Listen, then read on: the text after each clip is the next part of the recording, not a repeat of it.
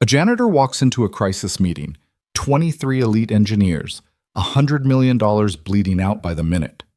And in 30 seconds, the man pushing the mop cart sees exactly what every overpaid expert missed. They laughed at him. They had him removed. But he came back. And that decision changed everything. This is the story of a man who lost it all. His career, his name, his belief that doing the right thing actually matters. What happens next will stay with you. Drop your city in the comments. Let's see how far this story travels. The storm hit the city sometime around 9 in the evening, the kind of storm that didn't announce itself. No slow buildup of clouds, no gradual darkening. One moment, the sky above the financial district was a bruised purple, and the next, sheets of rain were hammering the glass facades of every tower on Meridian Avenue like the weather itself had a grudge. Logan Hayes pulled his cart through the lobby of Nexora Technologies at 9:17 p.m., the rubber wheels squeaking softly against the polished marble floor. The sound echoed in the near-empty entrance hall. The security guard at the front desk, a heavy-set man named Gerald, who'd worked nights there for 6 years, didn't look up from his phone. He never did. That was fine. Logan wasn't looking for conversation. He pressed the service elevator button and waited. The lobby smelled the way expensive lobbies always smelled, like money and climate control, and something faintly floral that probably came from a diffuser hidden somewhere near the reception desk. Nexora's corporate logo hung on the wall behind the front desk in brushed steel letters, backlit in cold white light. The company designed and maintained artificial intelligence infrastructure for financial institutions. That was the polished version. The real version?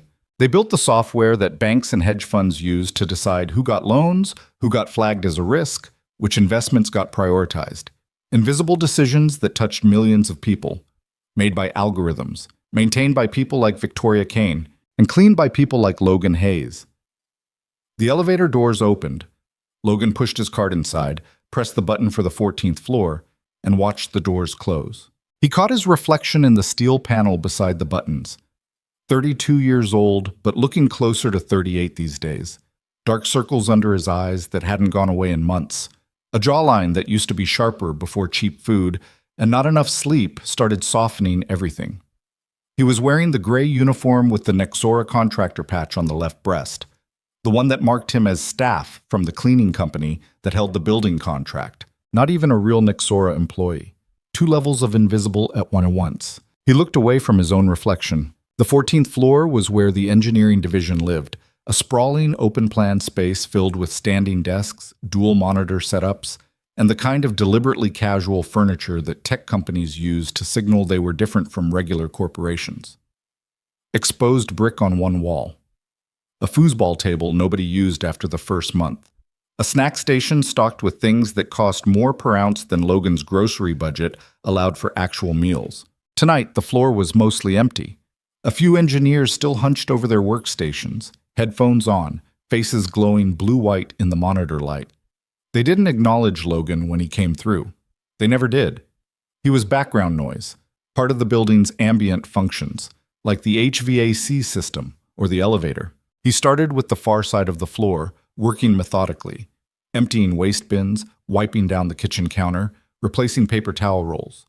His movements were practiced and efficient.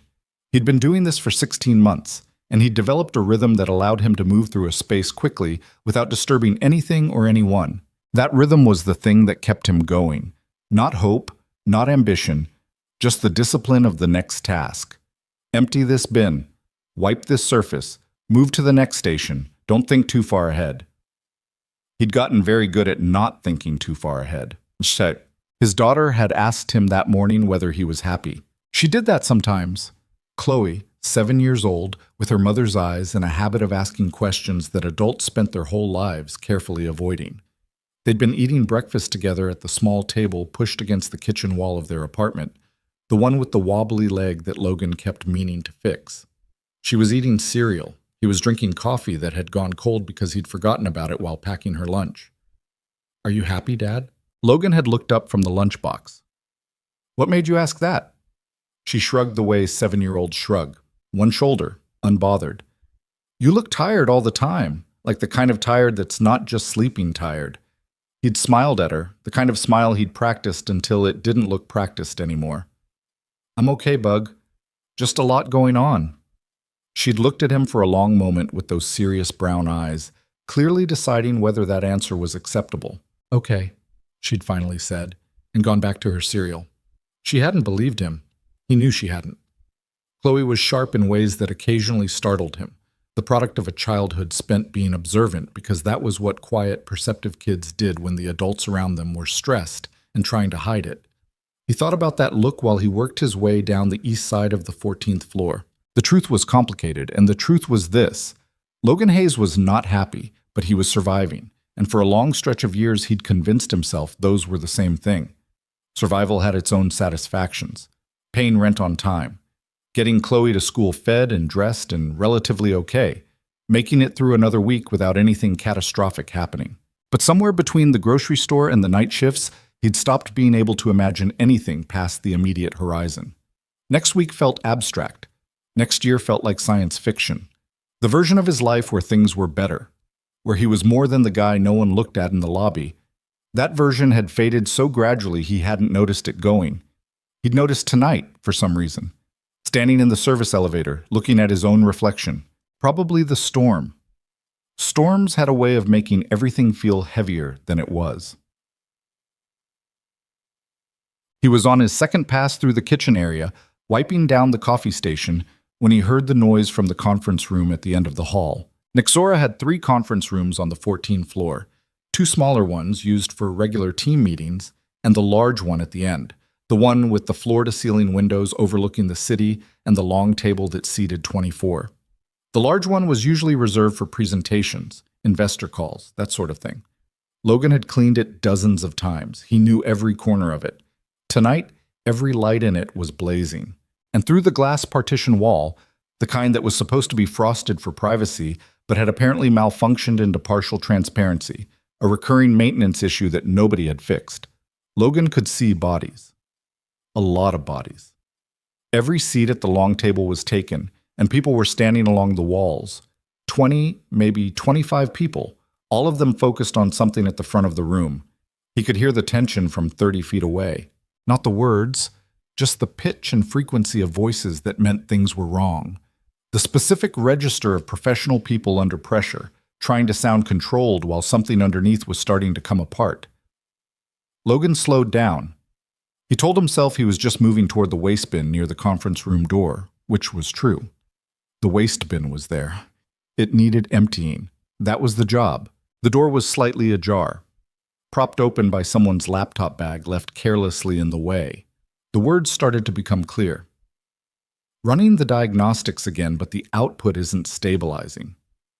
We've got 17 institutions watching this in real time if the risk models keep returning these numbers. Tried the patch from Westfield's team. It's not touching the core issue. Logan stopped beside the waste bin. He stood there for a moment, holding the liner he'd just pulled from the bin, listening.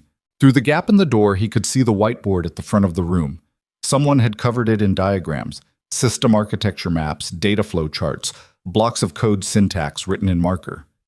Standard stuff.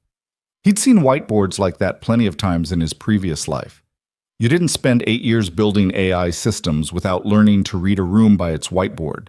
He looked at the diagram. He looked at it for maybe 4 seconds, and his stomach dropped. Not because it was confusing, because it wasn't.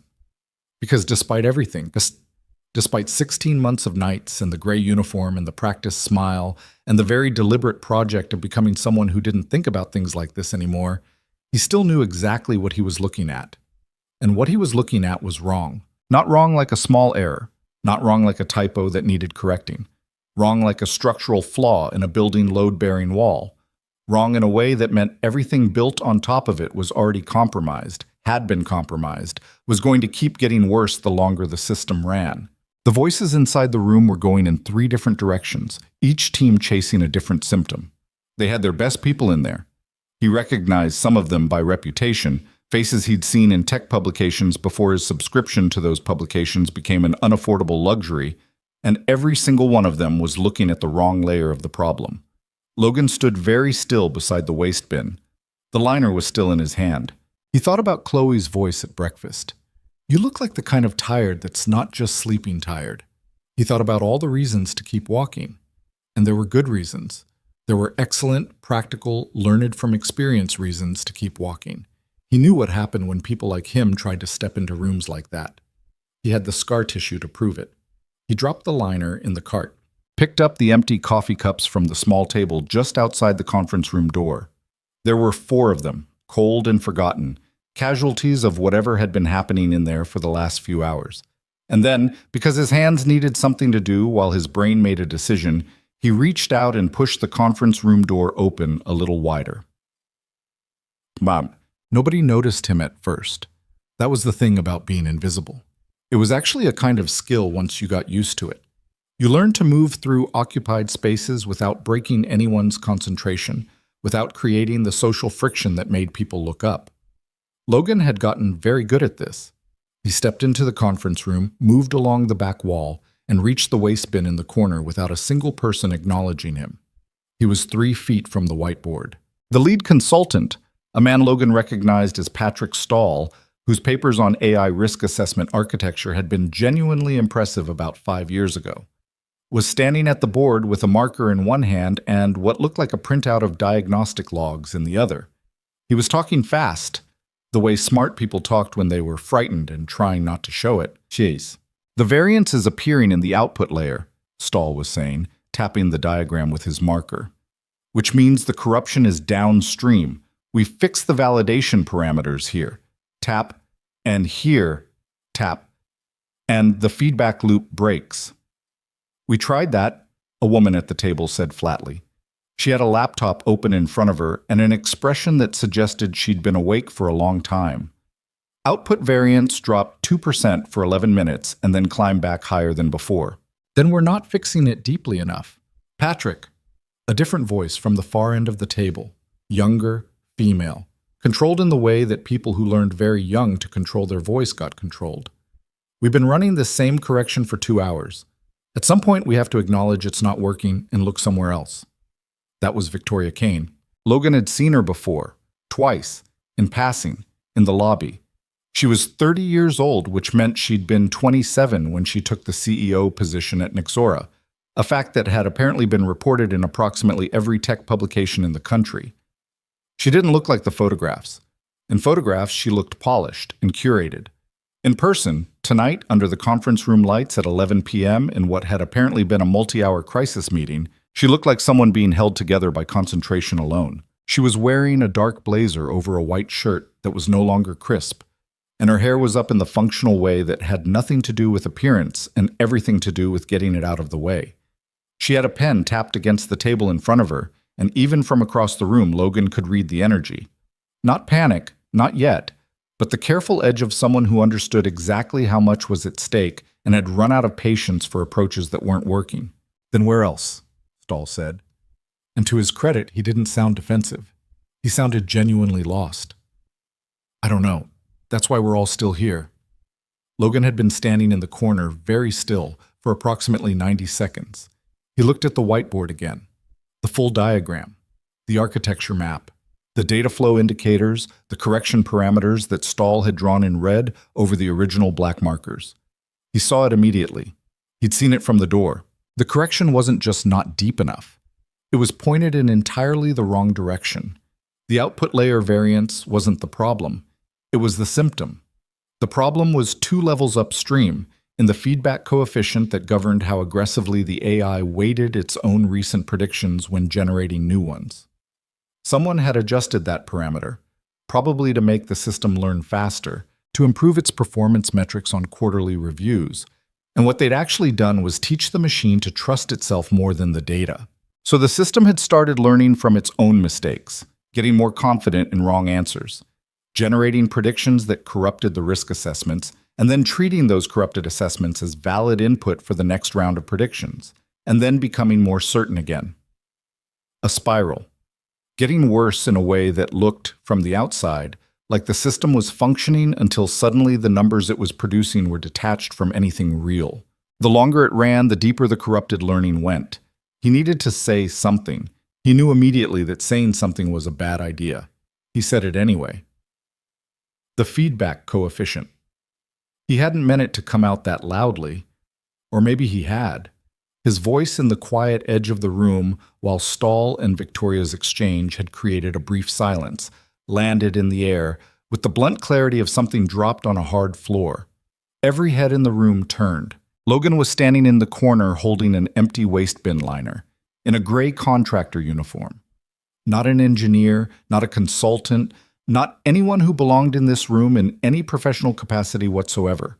He was aware of exactly what this looked like. He kept going. The output layer variance is a symptom. The corruption's coming from the self-learning weight, the coefficient that controls how much the system factors in its own previous predictions. Someone bumped it up, probably to improve the quarterly learning metrics. But what it actually did was create a feedback loop. The system's been learning from its own wrong answers, getting more certain about predictions that are drifting further from the actual data every cycle. Fixing the output layer won't break the loop. You have to go upstream, reduce the self-learning coefficient, force external validation at the prediction stage, not the output stage. The system can't evaluate itself. It needs something real to check against. The silence that followed was approximately 4 seconds long. Then someone laughed. It wasn't a mean laugh exactly, more the involuntary kind that comes out when a situation is so surreal that the nervous system doesn't know how else to respond. But it was enough. Others joined it. A ripple of uncomfortable amusement moving around the table, the specific group response of people who needed a release valve. Who let the... Someone started. Okay. Another voice. Is this a joke right now? A man Logan didn't recognize, heavy-shouldered, with the particular confidence of someone who had never in his adult professional life had a lower status person interrupt him. He was looking at Logan like Logan was a glitch in the system. Security, can we get someone up here? I'll call.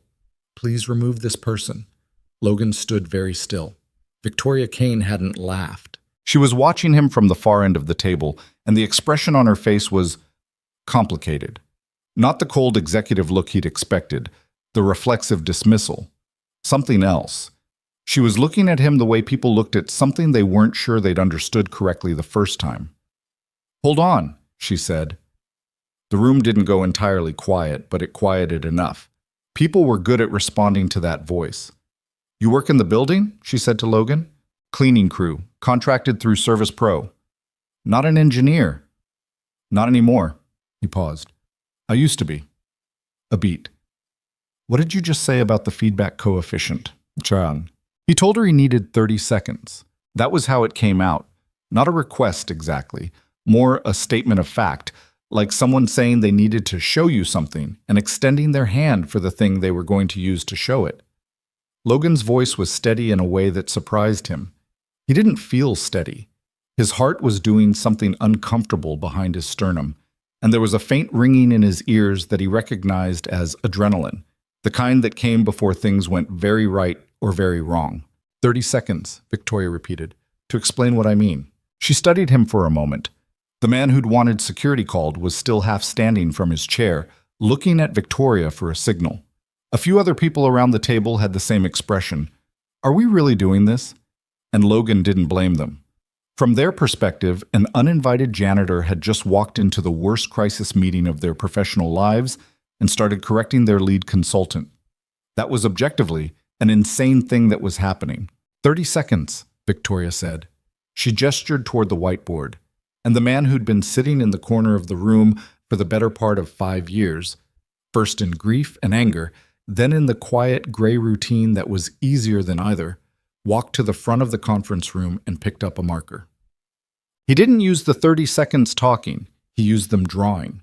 He drew a simplified version of the system architecture, pared down to the 3 relevant layers, the feedback loop path, the point where the self-learning weight was being applied. Fast, efficient, the movements of someone who'd drawn diagrams like this hundreds of times, who thought in systems the way some people thought in music. His handwriting was terrible, always had been, a fact that had been mentioned in every performance review he'd ever had. But the structure was clear. He drew the correction point. External validation, applied before the prediction stage, not after. He put the marker down. The coefficient is set at, I'm guessing, somewhere between 0.7 and 0.8. He looked at the woman with the laptop who'd told Stahl his fix wasn't working.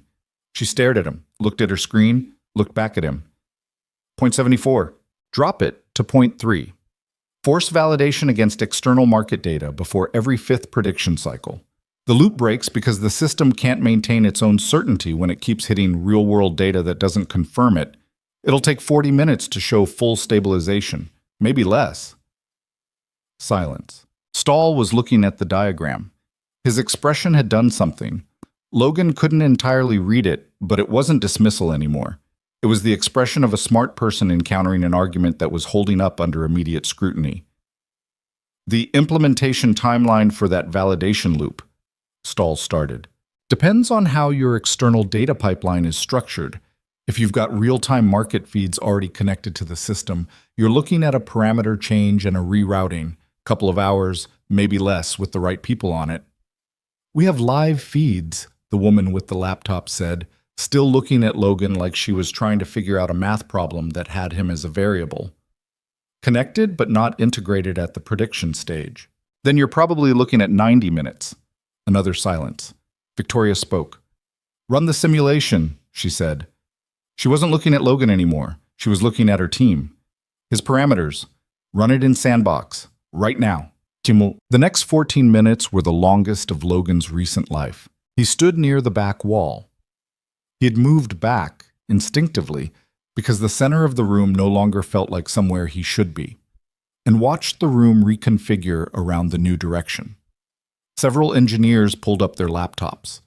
The woman with the open laptop, he would later learn her name was Maya Chen, lead systems engineer, started typing with the focused velocity of someone who already half believed what she was testing. Patrick Stahl stood at the whiteboard, looking at Logan's diagram, and he had the decency to be completely silent. The man who'd wanted security called. Logan would eventually learn his name was Richard Moss, Nexora's head of institutional partnerships, a man whose entire professional life was currently resting on whether $100 million in client contracts dissolved in the next 72 hours, was sitting in his chair looking like someone who had eaten something that disagreed with him. Logan stood near the back wall and tried to remember to breathe at regular intervals. He thought about Chloe. He didn't know why. Maybe because when you were standing in a place where everything was either about to go very right or very wrong, your mind went to the thing it was most trying to protect. She'd be asleep by now. He always tried to get home before she woke up.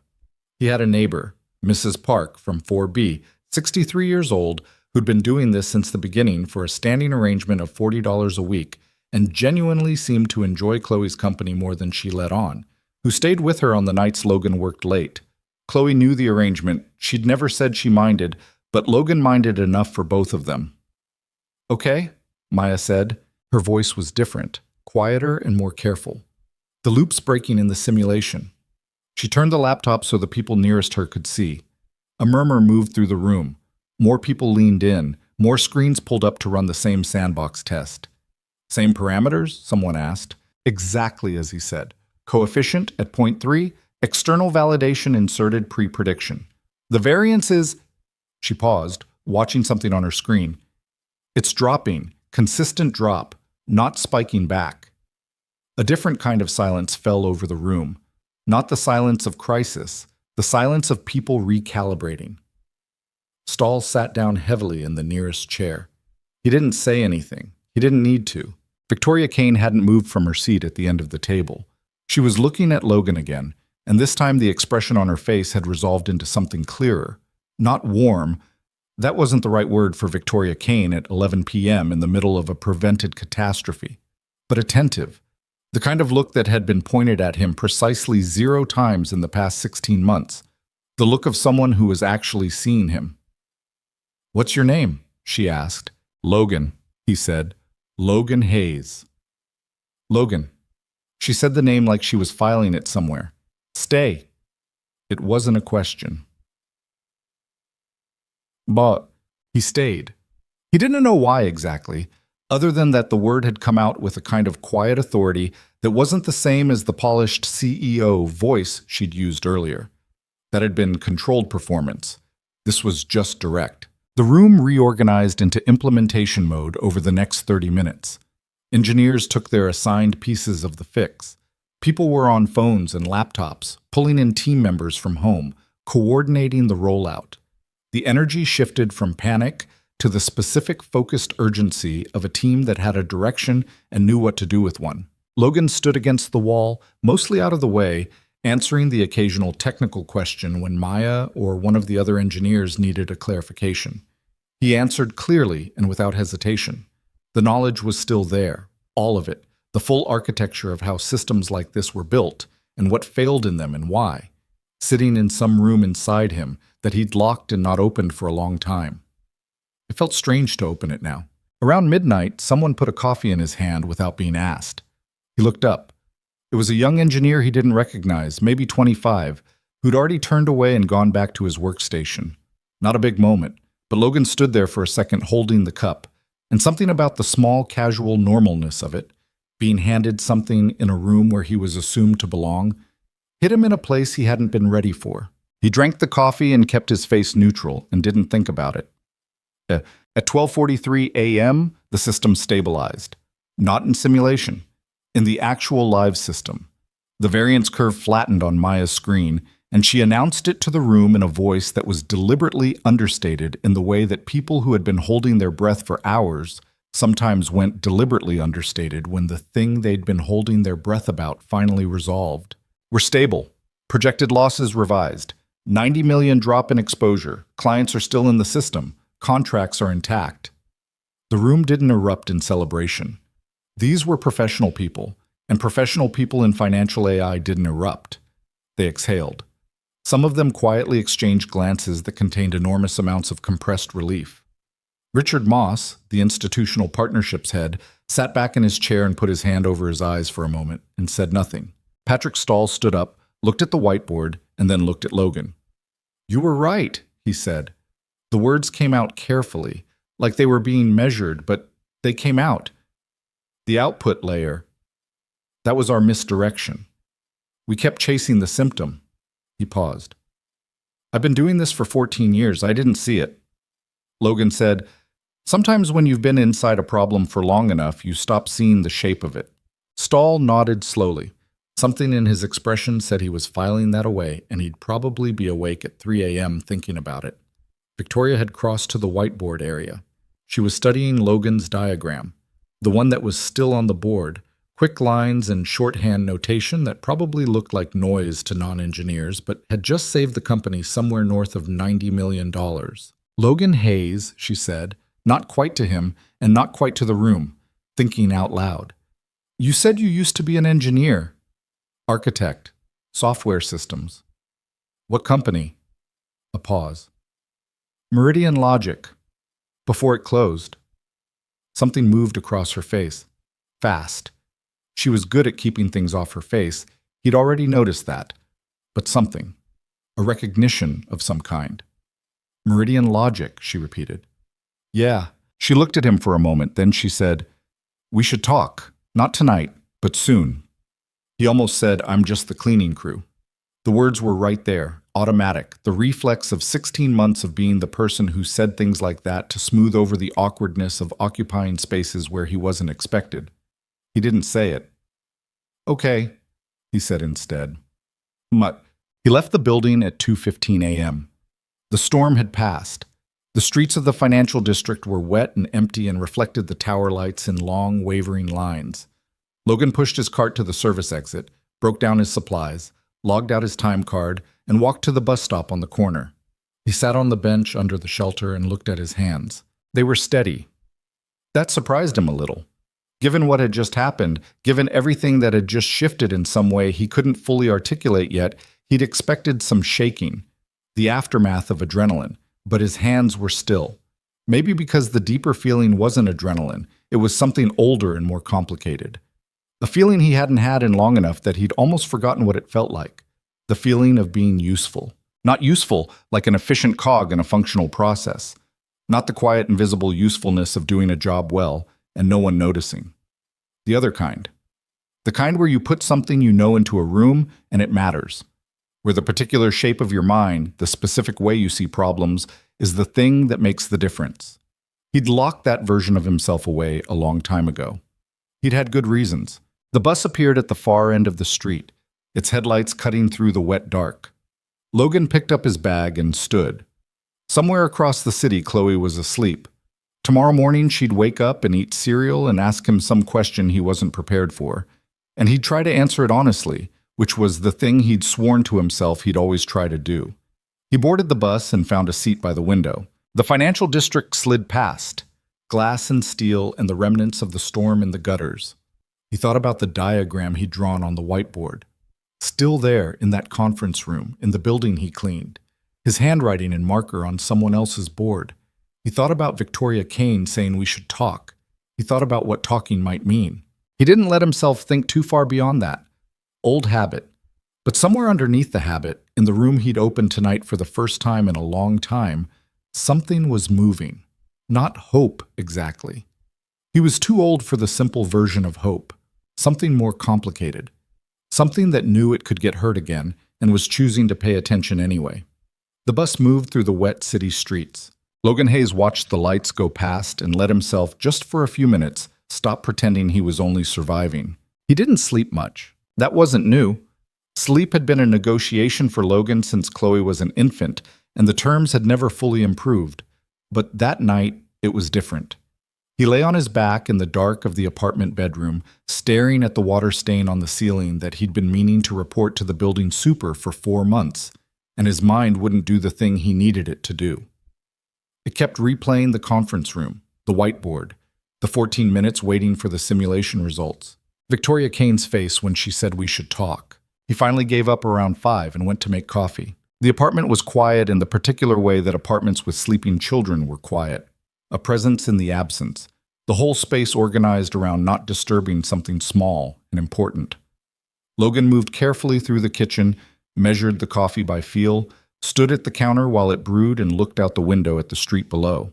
The storm had left everything clean. The gutters were running clear, and the early light was doing something nice to the wet pavement. He noticed this and then noticed that he'd noticed it, which was unusual. He'd stopped paying attention to whether things were nice or not a long time ago. Nice was for people who had bandwidth to spare. He poured his coffee and sat at the kitchen table with the wobbly leg. The question that had been circling since the bus ride home landed now, fully, in the quiet of the morning.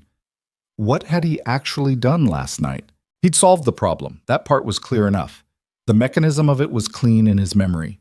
The diagram, the parameters, the simulation confirming in real time what his eyes had read from the whiteboard in 4 seconds.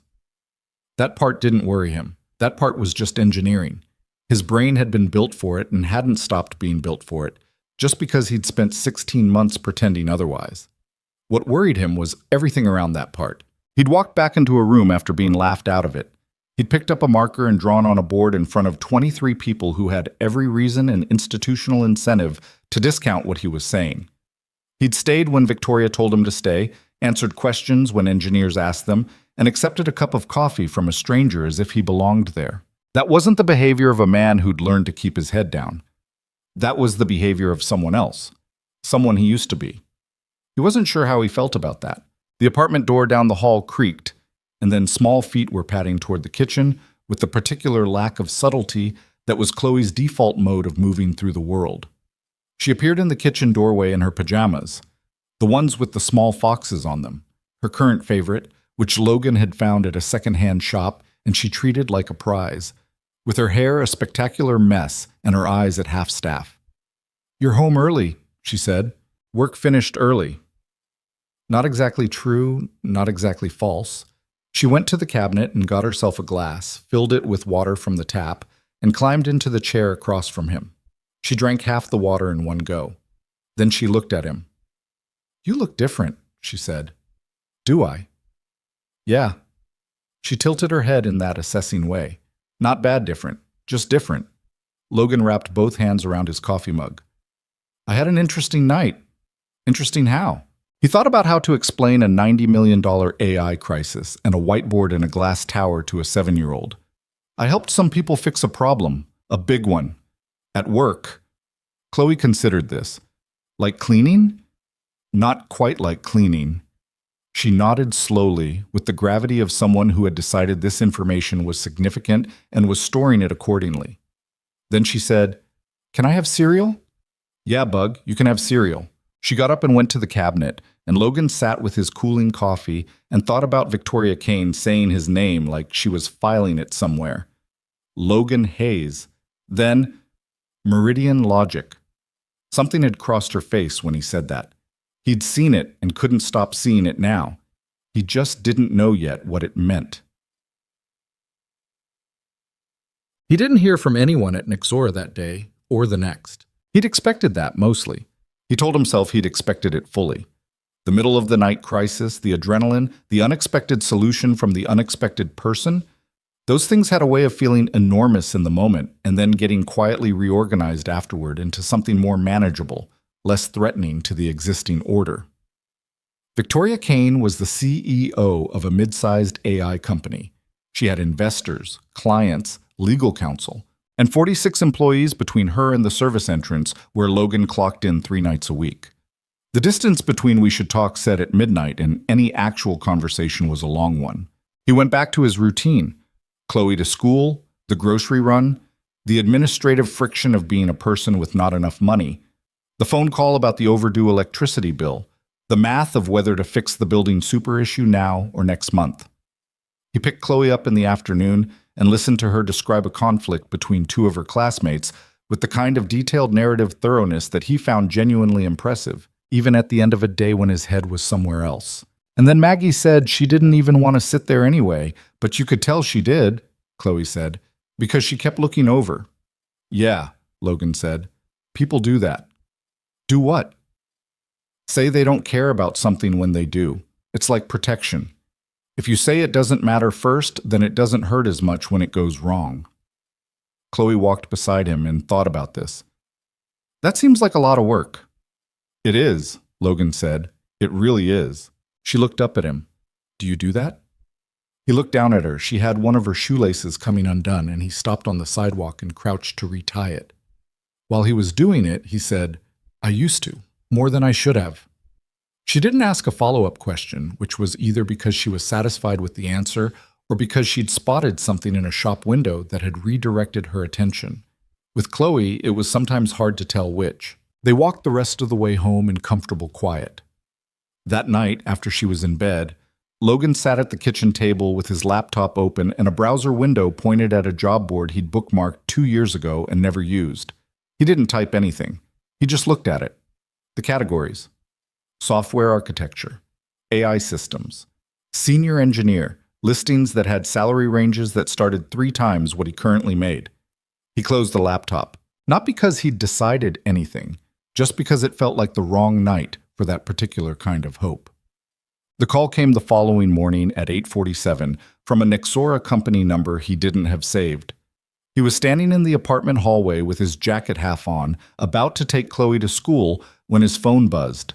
He looked at the number, didn't recognize it, but felt something shift in his chest. Hold on, he told Chloe, who was crouching on the floor trying to remember which foot her right shoe went on, and stepped into the kitchen.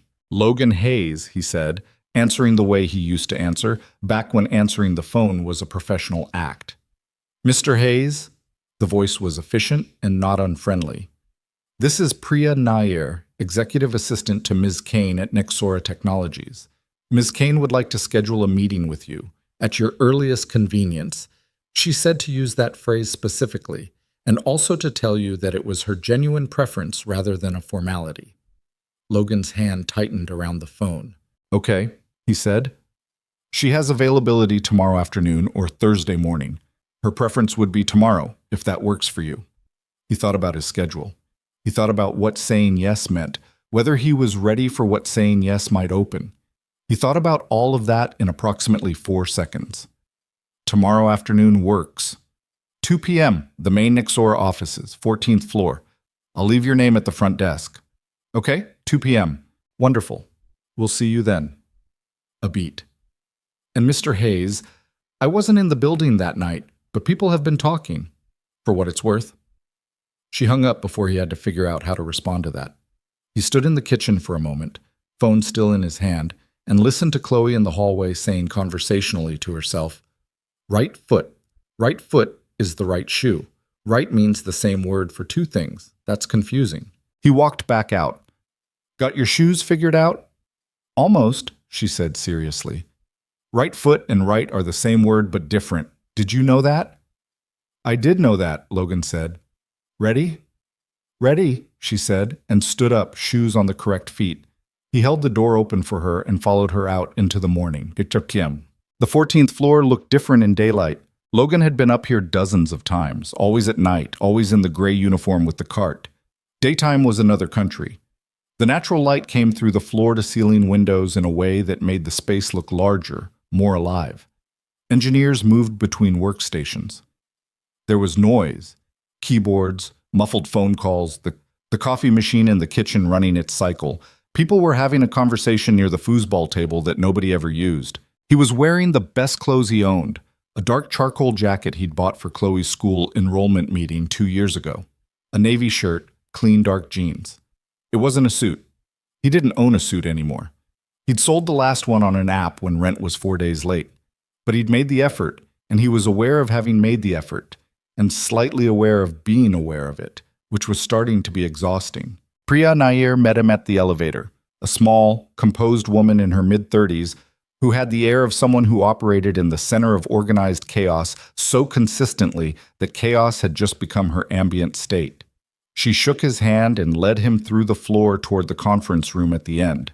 Not the big one, he noticed. One of the smaller ones.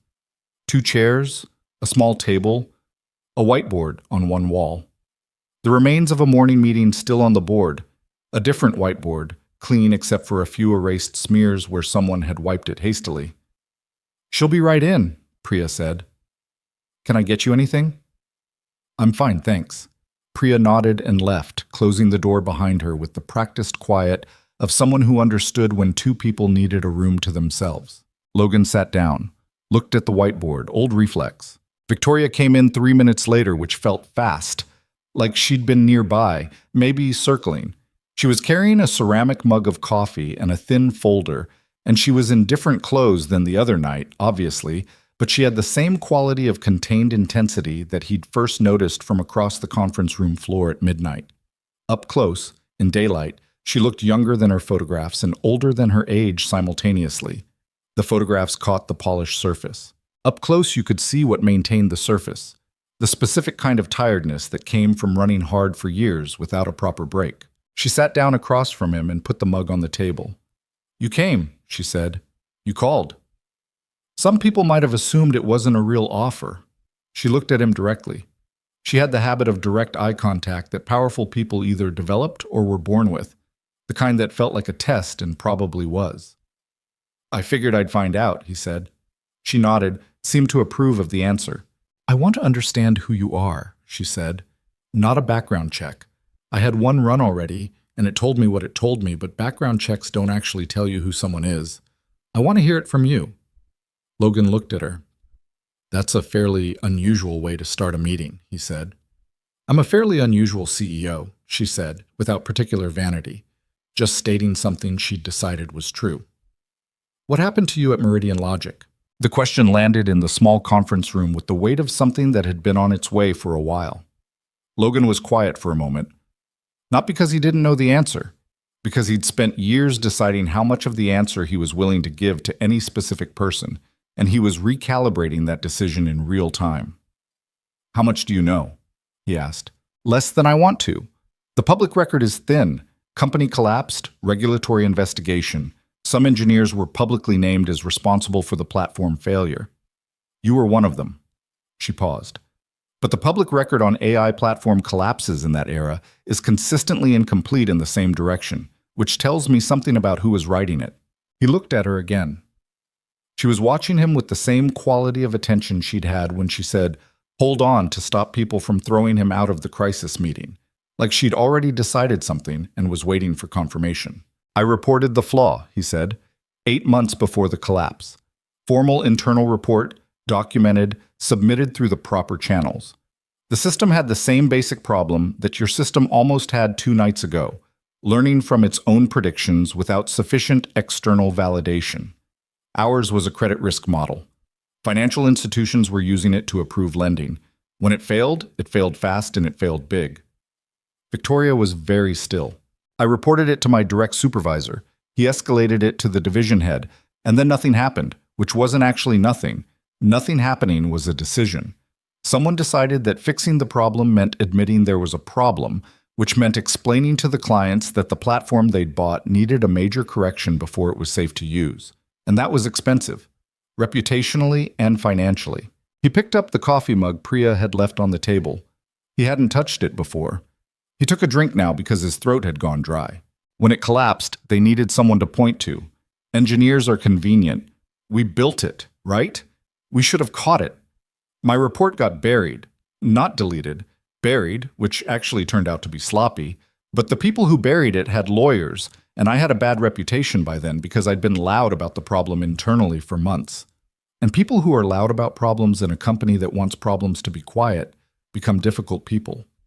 By the time the regulatory review was done, 2 engineers had been publicly identified as responsible, and I was one of them. The other one, Victoria said. Marcus Webb. Good engineer, made different mistakes than I did. A pause. Not the ones they said, though. Silence. Who buried the report? She asked. VP of Systems Development. Man named Garrett Cross.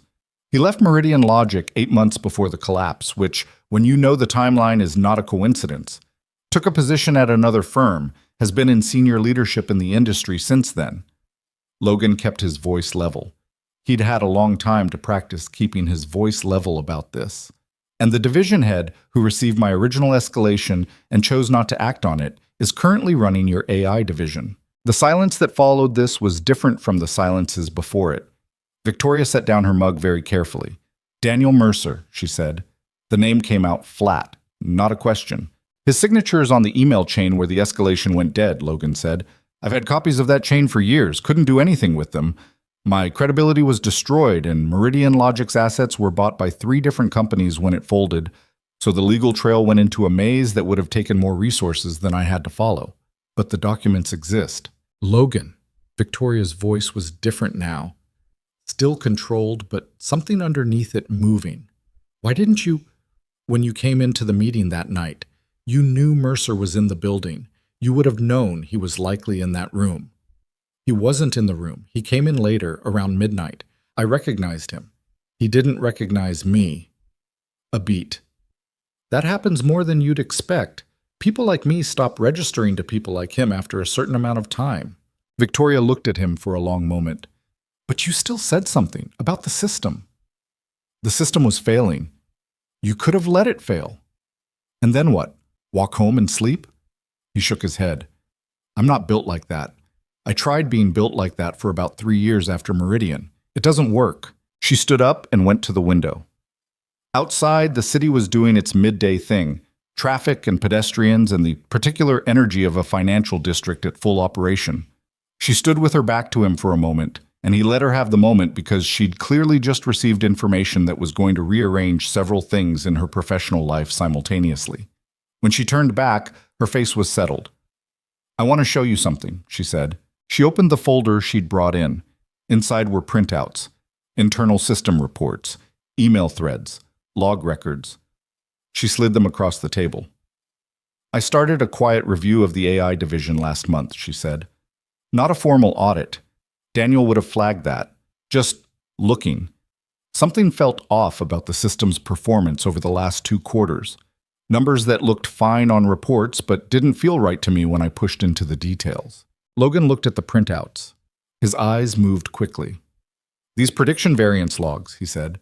They've been manually smoothed. Yes. This isn't random drift. Someone adjusted the reporting parameters so the variance looked within normal range. Yes. He looked up at her. How long has this been going on? Based on what I can see, at least 8 months. He thought about that. The system they'd stabilized 2 nights ago. The crisis that nearly cost the company $100 million. He thought about how feedback loops worked, how long it took for self-reinforcing errors to compound to the point of visible failure. He knew, Logan said. Not a question. I think he knew the system had a structural problem. I think he knew the kind of structural problem it was. She paused. I think he knew because he'd seen it before. The room was very quiet. Outside, a siren somewhere in the city, moving through and then gone. What are you going to do? Logan asked. First, I'm going to need to see your documentation, the email chains from Meridian. She said it directly without softening. I understand that's a significant ask. It's not, he said. I've been waiting for a reason to use them for 5 years. I just needed to be in a room with someone who wouldn't lose them. Something moved across her face. He couldn't name it exactly. It wasn't pity, which he would have hated. Something closer to the specific recognition that comes from understanding what it costs to carry something alone for a long time. I won't lose them, she said. I know, he said. He wasn't entirely sure how he knew, but he did. He left Nexora at 4 p.m. Priya gave him a temporary visitor badge on the way out and told him it would be reissued as a permanent access card within 48 hours, which implied something had been decided in the meeting that neither he nor Victoria had said out loud. He took the badge, thanked Priya, and rode the elevator down to the lobby. Gerald at the security desk looked up when Logan came through. For the second time, but this time in different clothes, at a different hour, coming from the right elevator instead of the service entrance. Gerald looked at the visitor badge, then at Logan's face. A small adjustment in his expression. Not unfriendly, just recalibrating. Afternoon, Gerald said. Afternoon, Logan said. He pushed through the revolving door into the afternoon. He didn't go home directly. He walked. The city in the middle of a weekday afternoon had a different rhythm from the late-night version Logan usually moved through. More density, more friction, everyone in transit from somewhere to somewhere else.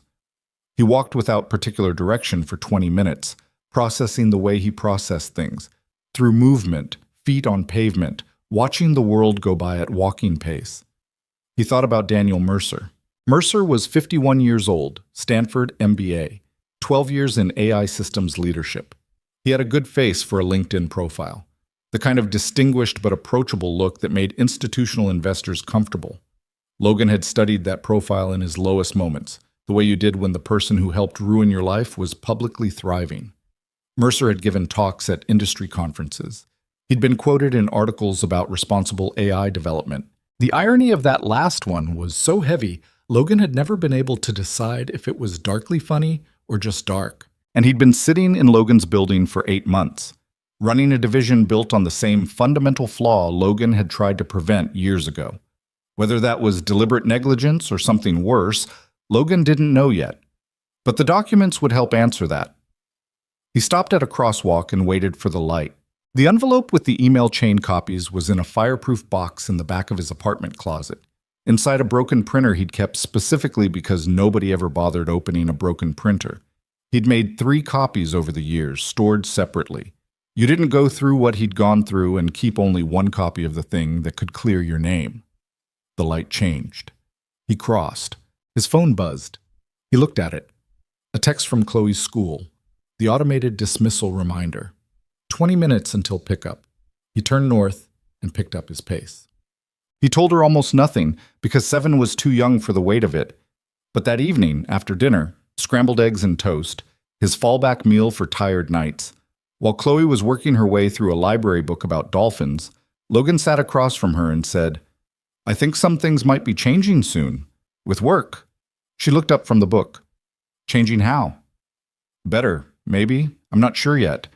I don't want to promise something and then have it not happen. She considered this with the seriousness she brought to things that mattered. But you think it might be good? I think it might be good. She nodded, looked back at the dolphin book.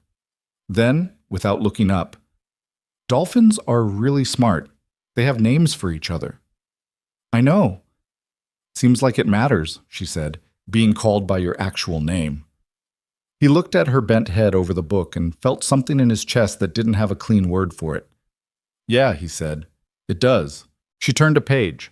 He sat with his cooling tea and thought about the documents in the back of the closet and the folder on Victoria Kane's desk, and the thing that had been sitting still for 5 years that was finally, carefully, beginning to move. The meeting with Victoria had been scheduled for an hour. It had run to 2.5. In the final 20 minutes, after the hard conversation about Mercer and the documentation and what came next, there had been a shift.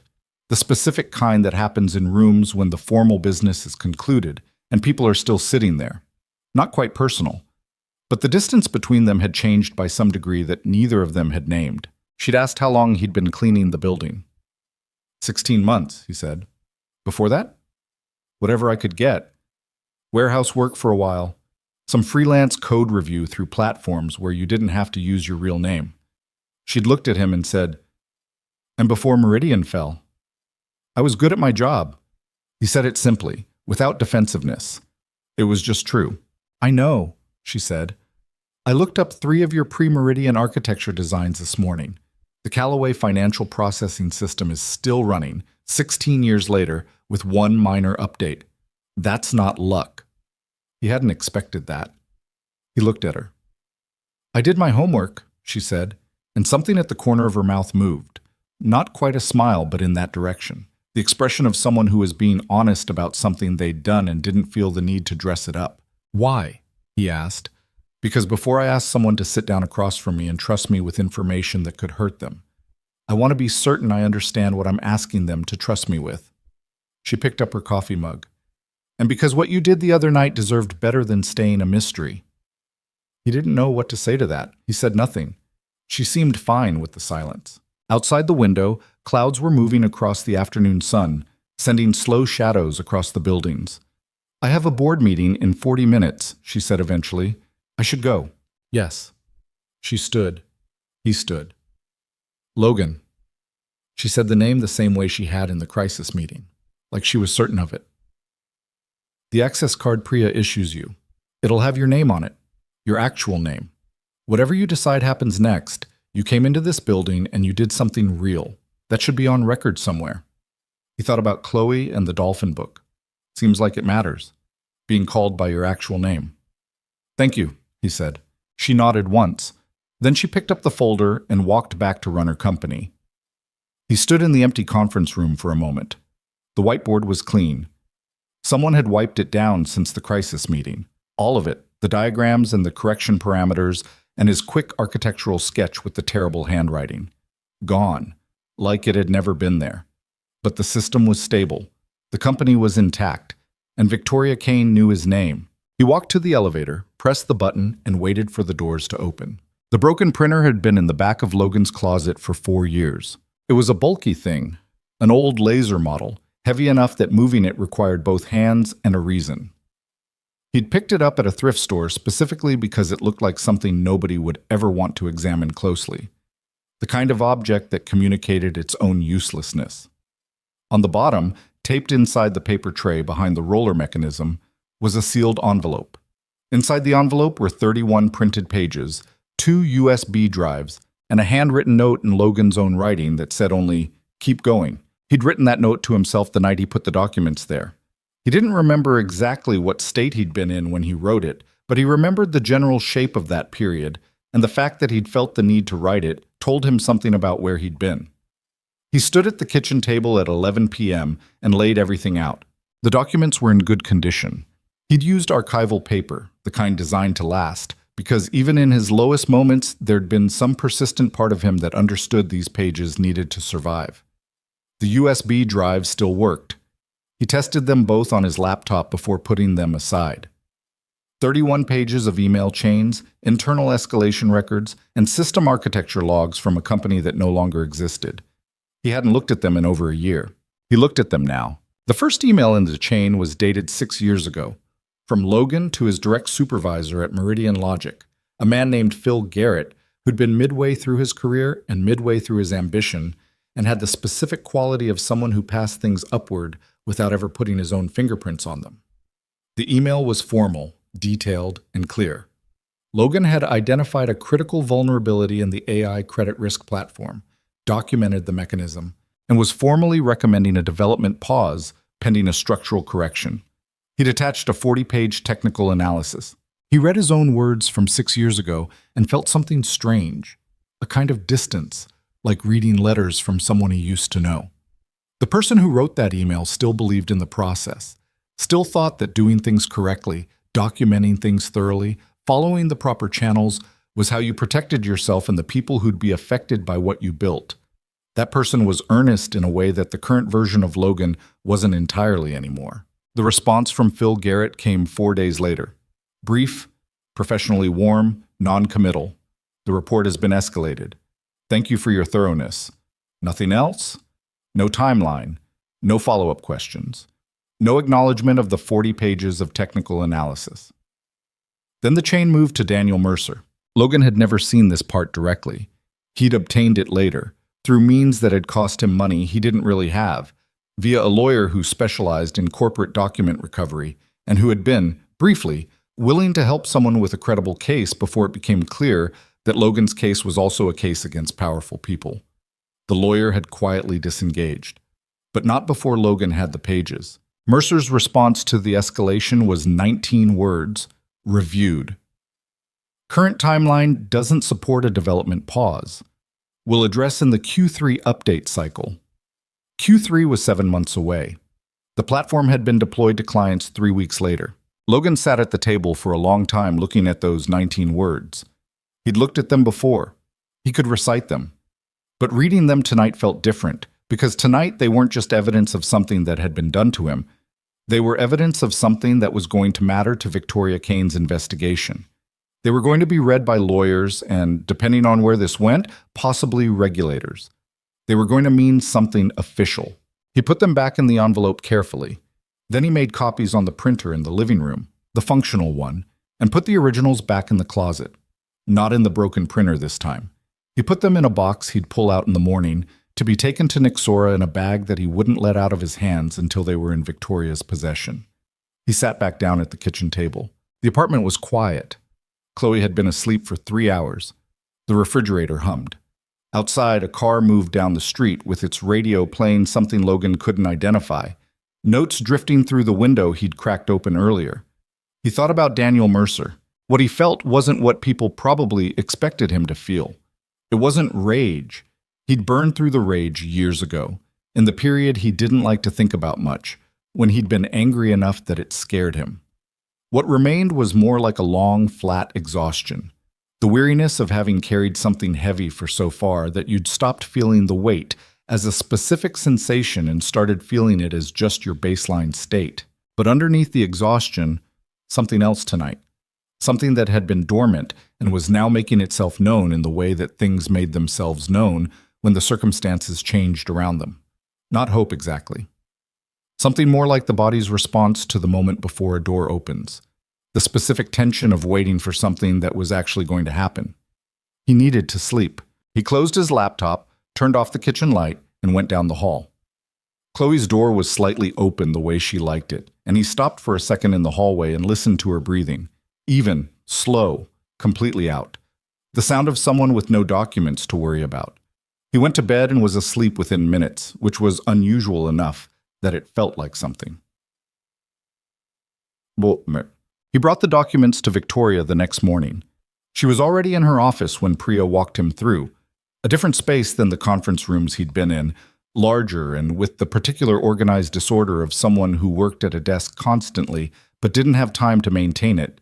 Books stacked sideways on shelves, a coffee ring on a report that hadn't been moved in days, a small framed photo on the windowsill that he didn't look at directly. She stood when he came in. "You brought them," she said. "Originals and 2 copies. 1 copy is with a friend of mine in another city." He set the envelope on her desk. "Not because I don't trust you, because I've learned." "I understand." She didn't seem offended. She looked at the envelope with the focus of someone who was going to give it the attention it deserved, but was disciplined enough to do this in the right order. "Sit down." He sat. She sat. She picked up the envelope. He watched her read. She was a fast reader, which he'd expected. The combination of intelligence and time pressure that came with running a company produced a specific kind of reading efficiency, the ability to pull structure and implication out of a document without slowing at every sentence. But she slowed at Mercer's 19-word response. He watched her read it twice. Then she set the pages down with the careful deliberateness of someone managing their reaction. 19 words, she said. Yes. He knew what he was sitting on, and he wrote 19 words. He knew what he was sitting on, and he decided 7 months of delay was an acceptable risk. And then he left the company before it hit. Victoria picked up her coffee, found it empty, set it back down. "I need to ask you something, and I want you to know I'm not asking to challenge you. I'm asking because I need to understand the full shape of this before I act on it. Ask." Is there any version of this where Mercer genuinely didn't understand the severity of what you reported? Logan thought about this. He gave it actual thought, not the reflexive no that came from years of knowing exactly who had destroyed his career. He looked at the technical precision of his own original report, sitting in the folder, the 40 pages of documented analysis that he'd written clearly enough that an entry-level engineer could have followed it. No, he said. He had a systems background before he moved into leadership. He would have understood what he was reading. The question was never comprehension. The question was choice. The question was always choice. She nodded slowly. Then she stood, went to the window, and looked out at the city for a moment. He'd seen her do this before. It seemed to be how she processed things that required her to think in straight lines while something complicated was happening underneath. "There's a board meeting next Thursday," she said. "I'd been planning to present the Q3 system performance report, which was going to be complicated enough given the near miss this week." She turned around. "Now I need to present something considerably more complicated. Do you want me there?" The question surprised her. He could tell. She looked at him with that recalibrating expression. "Not for the board meeting," she said, "but there are people who will need to understand what's in these documents, and your being able to speak to them directly will matter." She paused. "There's also the question of what happens with Daniel." "What's he doing today?" "Exactly what he always does. He's down the hall running his division." She said it evenly, but he could hear the effort in the evenness. "He doesn't know that I spent 2 hours yesterday going through the Q2 prediction logs with a forensic accountant and confirmed that the variance smoothing we discussed was systematic and deliberate. He'll figure out something's happening." "He might?" She looked at Logan directly. "I've scheduled a review meeting for Friday, framed as a routine post-incident assessment following the system failure. He'll come in expecting to manage the narrative of what happened this week. And instead he gets this. And instead he gets the full picture." She touched the folder, "which now includes your documentation." Logan was quiet for a moment. "You know he's going to fight it," he said. "He has lawyers, and he has a version of events he's been telling for 6 years, and he's going to walk into that room with both." "I know. And you're prepared for that to get ugly." "Logan." She looked at him steadily. "I've been CEO of this company since I was 27. I took a firm that was hemorrhaging clients and turned it profitable in 18 months. I have been in rooms with people fighting for their survival, and I am not easily rattled." A pause. "But yes, I know it will get ugly. That's why I wanted to make sure I had everything before I started." He nodded. "There's one more thing," he said. "In the chain, page 19, there's a CC on one of Garrett's internal emails, a name you might recognize." She went back to the folder, found page 19. He watched her find the name. She went very still. "Richard Moss," she said quietly. "Moss. The institutional partnerships head. The man who'd been in the crisis meeting, who'd sat in his chair at midnight with his hand over his eyes when the system stabilized. Who'd shown Logan nothing but impatient contempt when he'd first tried to speak. He was at Meridian as a client relationship manager before he came to Nixora," Logan said, "for about 8 months, overlapping with the period when the platform failure was developing. And his name is on an email, carbon copied, not in the direct chain, but on a thread where the timeline of my original report is discussed. He knew there was an internal warning. He knew the deployment was going ahead over that warning." Victoria sat down again. She looked at the page in her hand with the focused intensity of someone adding things up and not liking the number she was arriving at. "How many people in this building knew?" she said. Not a question. More like something she was saying out loud to hear how it sounded. "I don't know," Logan said. "Those are the 2 names I have documented. There might be more, there might not. But those 2 were here when the system nearly failed this week, and both of them knew the foundational problem with that system's design had been identified and buried 6 years ago." She set the page down. "Okay," she said. Her voice was very quiet, but it was the kind of quiet that preceded decision, not collapse. "I'm going to call our legal team this afternoon. I need you to be willing to talk to them directly." "I'm willing. This might get complicated for you personally. If it becomes a formal investigation, your name is going to come back into the public record. Some of what people wrote about you after Meridian will surface again before it's corrected." He'd thought about this on the bus coming over. He'd thought about it for most of the previous night. I've been living with what people wrote about me for 5 years, he said. The version of this where it gets corrected is better than any version where I keep being quiet about it. She looked at him for a moment. Chloe, she said, your daughter. He was slightly surprised she'd remembered the name. He'd mentioned it in passing during their first meeting in the context of explaining his schedule. She's 7, he said. She's resilient, and she's going to have a better life in the version of this where her father gets his name back. Victoria nodded once. Then she said, I'm going to take care of this correctly. I need you to believe that I mean that. I'm starting to, he said. He left the office and went straight to pick up Chloe from school because it was early release day and he'd written it on the calendar 2 weeks ago in red pen specifically so he wouldn't forget. He was 3 minutes late. She was standing on the school steps with her backpack on and her arms folded in the precise posture of a child who was not actually upset but had decided to deploy the visual language of upset to make a point. When she saw him coming down the sidewalk, the posture shifted immediately into just a kid standing on steps. You were late, she said. 3 minutes. I'm sorry. It felt like longer. It always does when you're waiting. She considered this. That's actually true. She came down the steps and fell into step beside him. How was your day? Complicated, he said, in a mostly good way. Mostly good is better than just okay. Yeah, he said. It is. She slipped her hand into his as they walked, which she still did without self-consciousness at 7, and which Logan knew wouldn't last forever, and so paid attention to every time. The afternoon was warm, the sky doing something nice with the clouds, the city in the specific mood of a weekday afternoon when school was out, and people had places to be but weren't running to get to them. Dad, she said. Yeah. If something happened to you a long time ago, something that wasn't fair, and then it got fixed, is it still worth being sad about the time when it wasn't fixed? He looked down at her. Where'd that come from? She shrugged one shoulder. Just thinking. He walked a few steps before answering. I think you can be glad it's getting fixed and still know that the time before was real. You don't have to pretend it didn't happen. But you don't have to stay sad about it forever? No, you don't have to stay sad about it forever. She nodded, apparently satisfied, and pointed at the window of a bakery they were passing. Can we get one of those? Those are $6 each, Bug. What if I only eat half and save the rest for tomorrow? That's not how that works, and you know it. She grinned, which meant she'd known it too and tried anyway, and they kept walking. Friday came faster than Logan expected. He wasn't in the building when the meeting with Mercer happened. He hadn't been asked to be, and he hadn't offered. That was between Victoria and her lawyers, and the 2 men whose names were on the documents. His part had been the documents themselves, and the conversation with the legal team on Wednesday afternoon.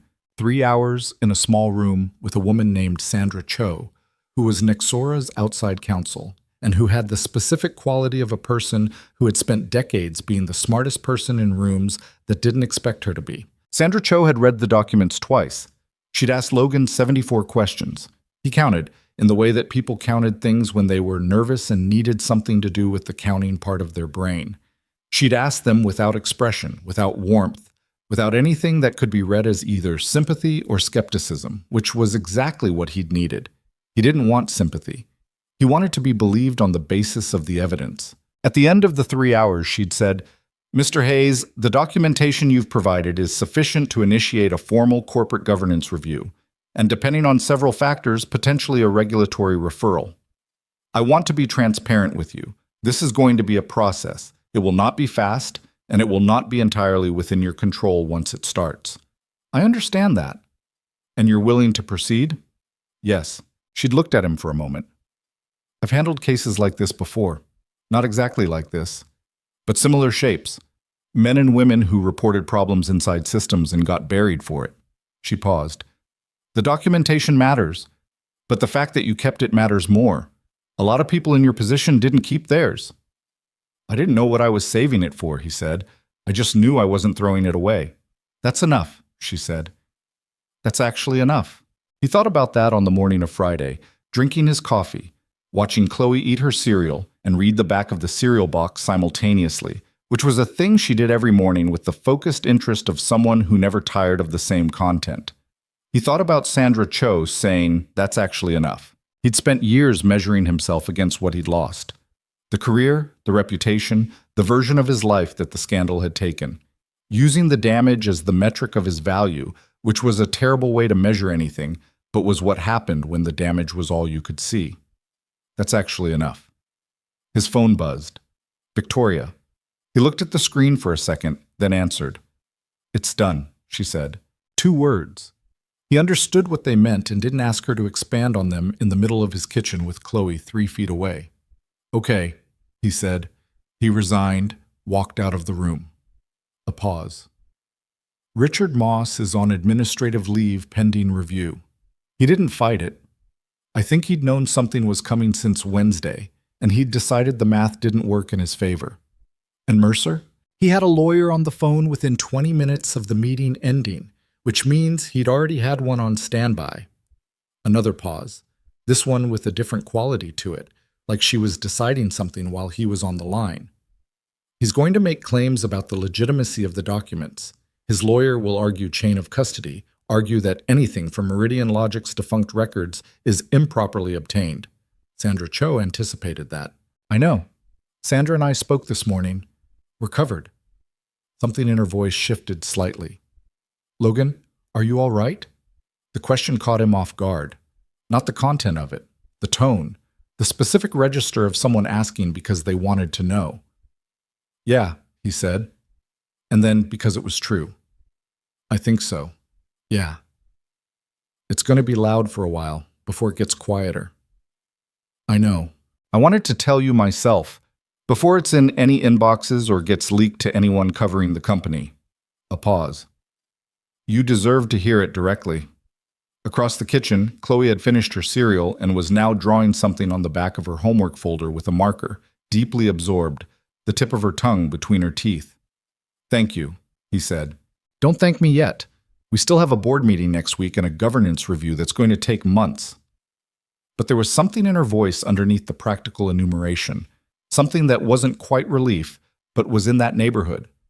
The specific quality of someone who has done a hard right thing and is still processing the cost of it. Victoria? He said. Yes. What Mercer did, it wasn't just to me.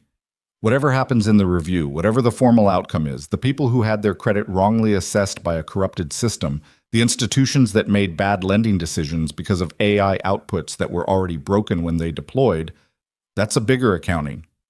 A longer pause. I know, she said quietly. I've been thinking about that since Tuesday, how far back the damage goes. Another pause. It's one of the reasons I'm not interested in managing this quietly. Good, he said.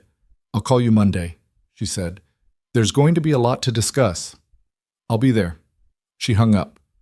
Logan lowered his phone and set it on the table. Chloe looked up from her drawing. Who was that? Someone from work. The work with the interesting problem? Yeah. She studied him with those assessing brown eyes. You look like you feel better. He thought about this honestly. Not the reflexive I'm fine, not the practiced smile. I think I do, he said. Kinda. It's complicated. She nodded with the seriousness of someone who respected complicated answers. Then she turned her homework folder around and showed him the drawing. A building with lots of windows, a small figure standing in front of it, and above the figure, in her unsteady kid handwriting, the word Dad. I drew your work, she said. The glass one. He looked at the drawing, the small figure in front of the glass building standing straight, which was not how he'd been standing for most of the last 5 years. That's good, Bug, he said.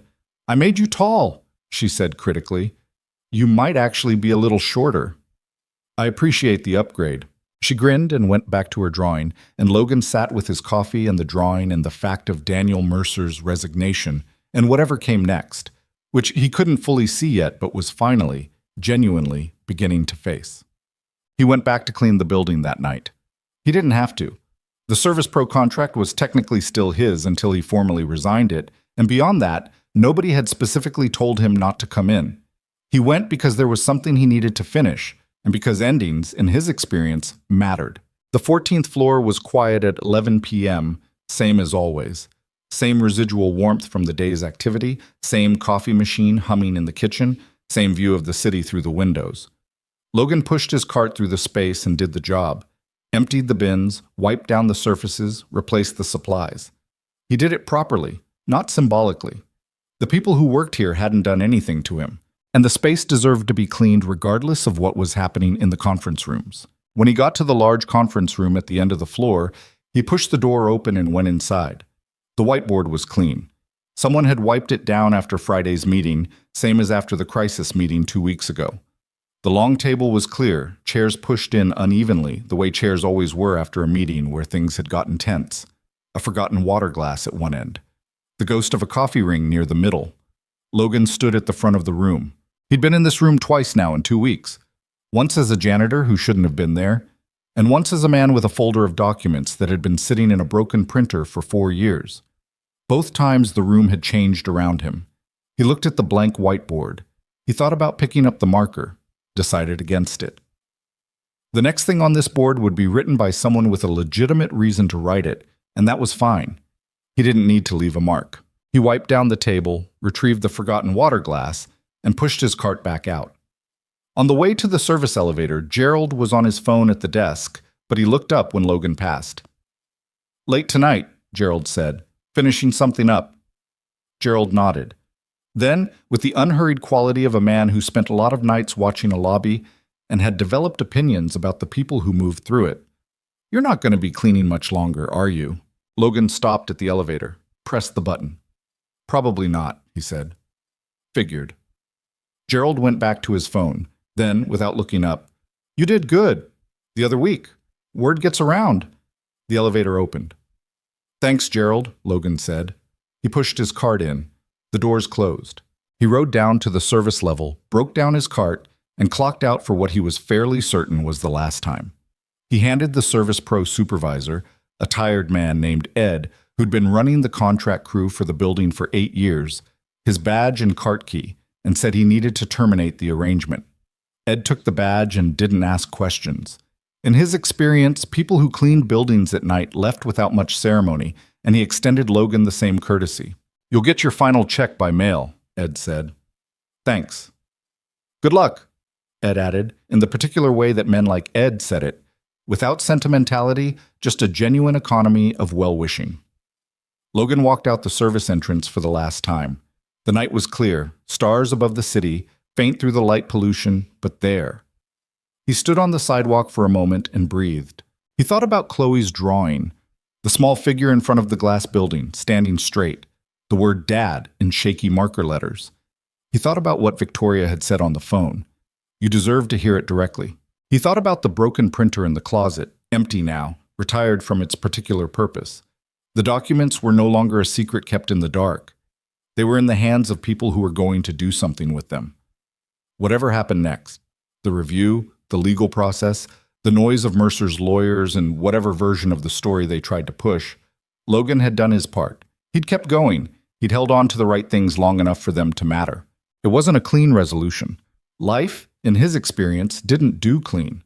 The damage from Meridian was still real and still had a long tail, and the accounting of it would take time. But something had shifted. Something structural, the same way structural things shifted when you fixed the right layer of a problem instead of chasing the symptoms.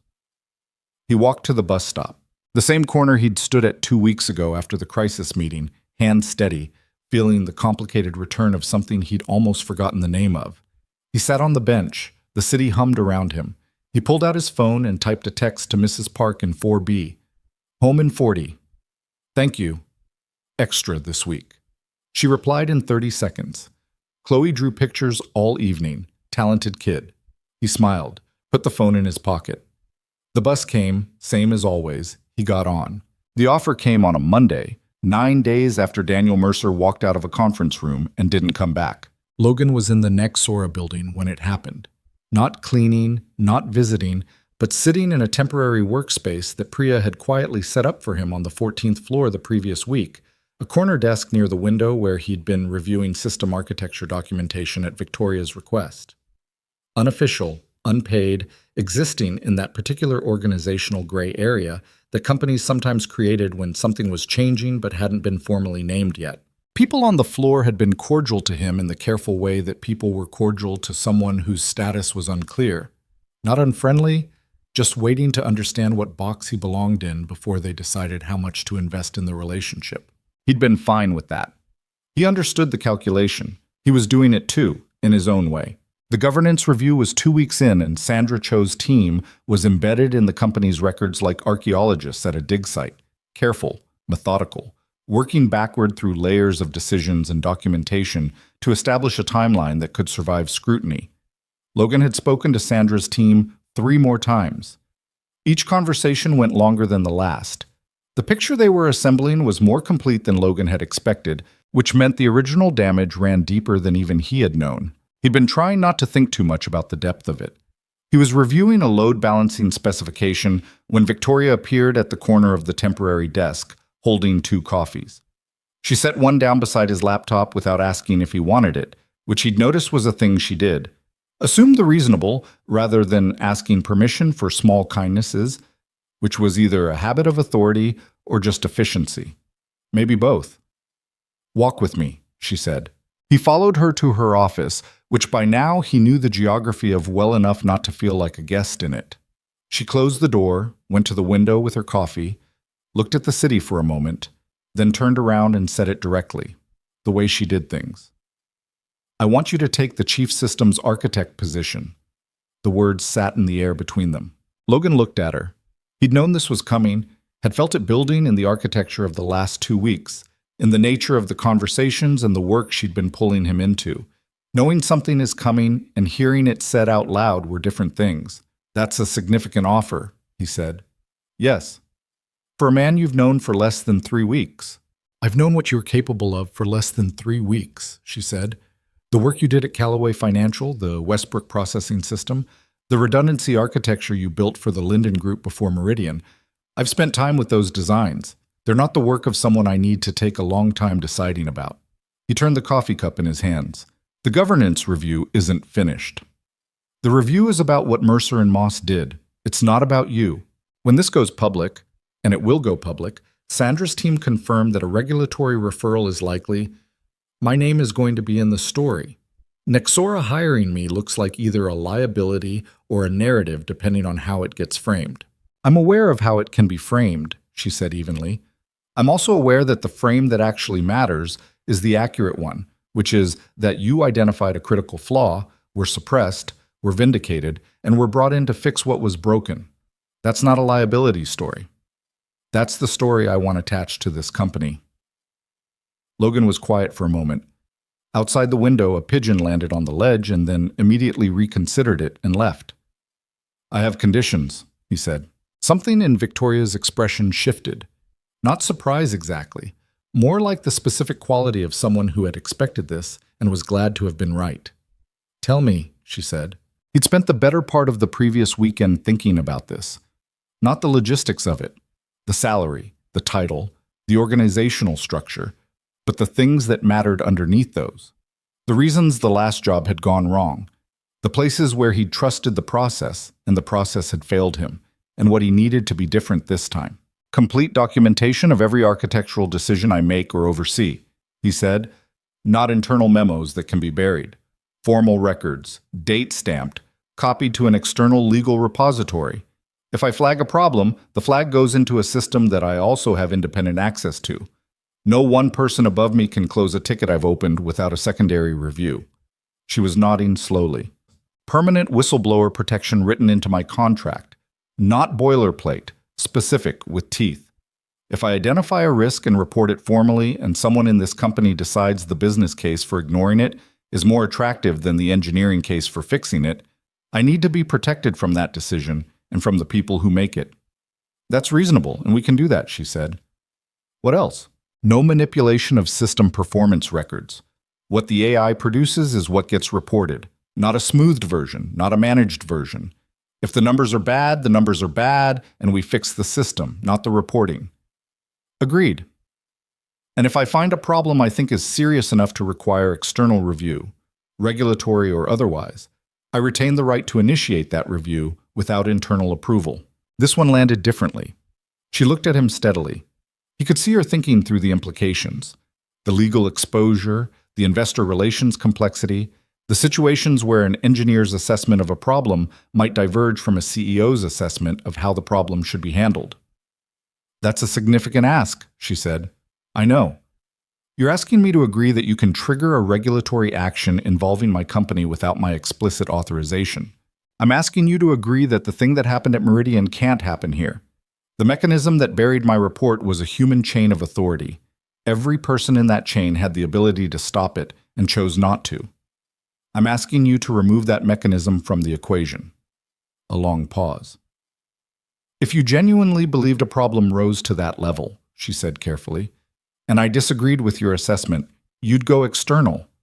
Yes, even knowing what that cost. I know what it costs to not do it, he said.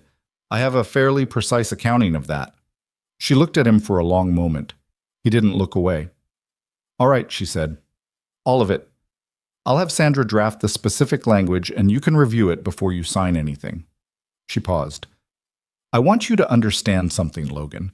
I'm agreeing to this not because I'm expecting you to use it, but because the kind of person who asks for it is the kind of person I want in this building. I might use it someday. If you do, it means we have a real problem that needs fixing. She picked up her coffee. That's what I want to know about. He nodded once. Something settled. A specific tension he'd been carrying for the length of this conversation, releasing by a measured degree. Okay, he said. Okay? I'll take the position. She extended her hand across the desk. He shook it. Her grip was firm and brief and entirely without theater.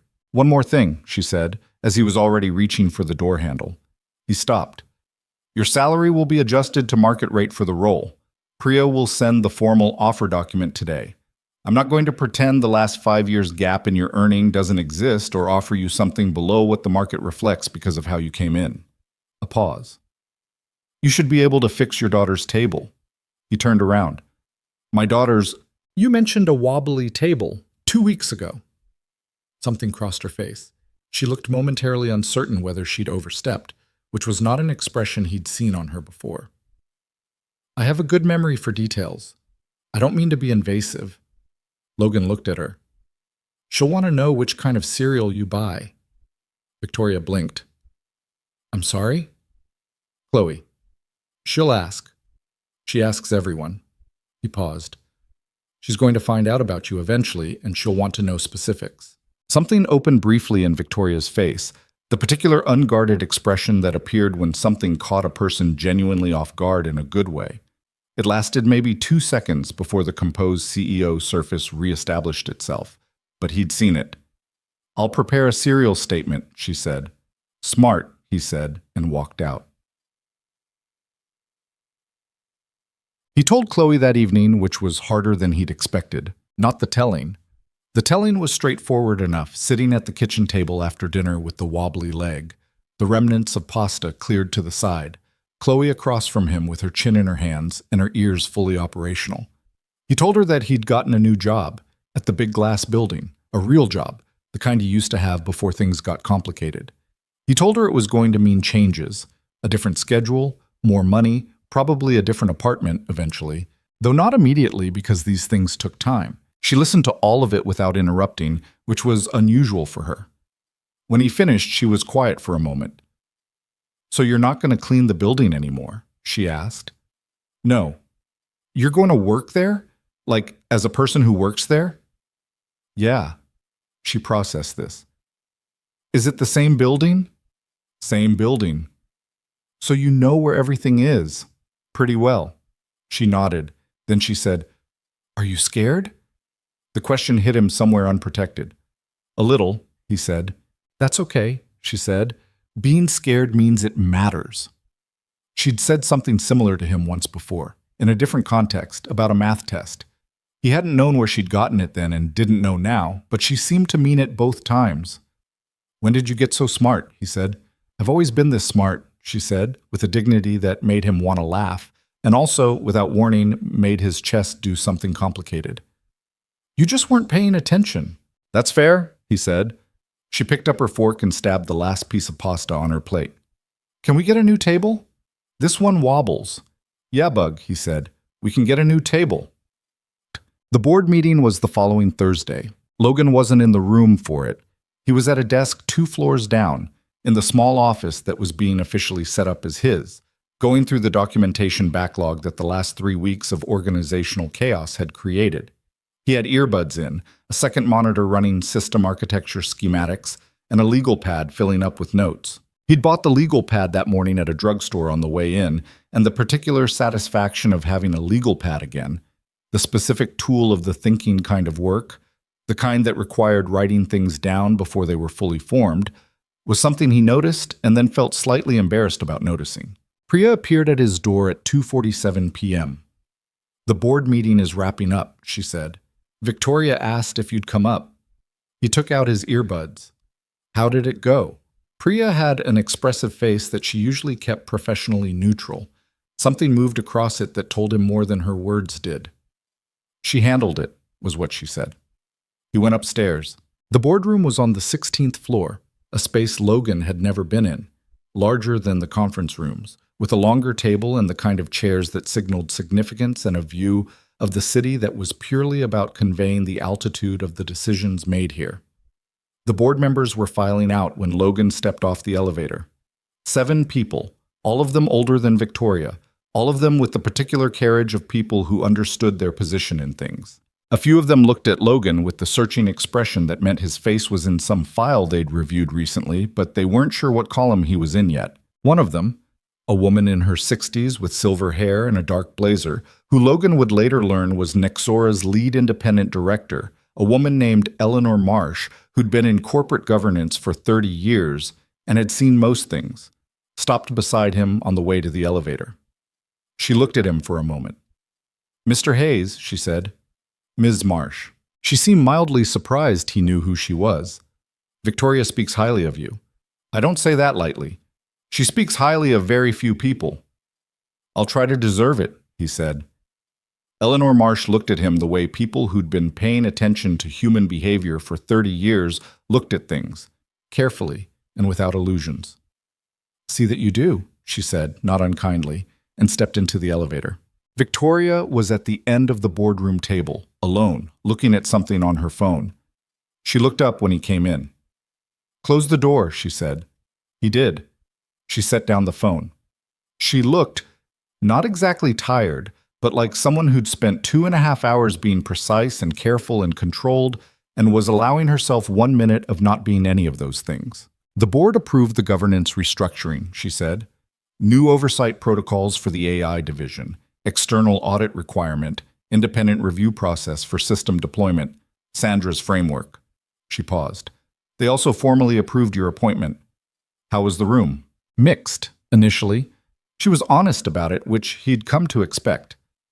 2 of them had concerns about the optics of hiring someone whose name was publicly connected to Meridian Logic's failure, even with the documentation establishing what actually happened. Eleanor Marsh pointed out that those 2 board members were operating on a 5-year-old narrative that the documentation we now held had effectively replaced, and that the greater reputational risk to Nexora was continuing to staff an AI division on the basis of who had previously been convenient rather than who was actually capable. A pause. "She made the case better than I would have. She seems like she makes cases well. She's been making cases in boardrooms since before either of us could drive." Something in Victoria's expression, a flicker of something that might have been appreciation or tiredness, or just the end of a long, difficult day catching up to her face. The vote was 5-2. The 2 abstained rather than voted against. "That's better than against. That's what I thought." She stood up and pushed her chair in with the neat automatic motion of someone who ended meetings the same way every time. "The regulatory referral from Sandra's team goes to the Financial Oversight Authority next week. Once it does, this becomes public. Probably within a news cycle." Logan nodded. He'd been prepared for this. "Your name will be in the initial reporting," she said. "The accurate framing, engineer suppressed at Meridian, vindicated by documentation, will be available because Sandra's team will brief the relevant journalists before the story breaks. But there's going to be a period where multiple versions of the story are circulating simultaneously." "I know." "It might affect Chloe, her school, other parents." She said it carefully, watching him. "People search names." "I know that too." He'd thought about it. He'd had a long conversation with himself in the dark of 3 a.m. about exactly that, about what Chloe might encounter and how to prepare her. Seven was old enough to know some things and young enough that the shape of those things still depended heavily on how adults framed them. I'm going to tell her something before it hits. Not the full thing, just enough that she's not blindsided. Victoria nodded. She looked like she wanted to say something else and was deciding whether to. Say it, he said. She looked at him. How do you know when I'm deciding whether to say something? You do this thing with your mouth, not obvious, but there. She absorbed this with the expression of someone who didn't love being readable. I was going to say that you don't have to handle this alone.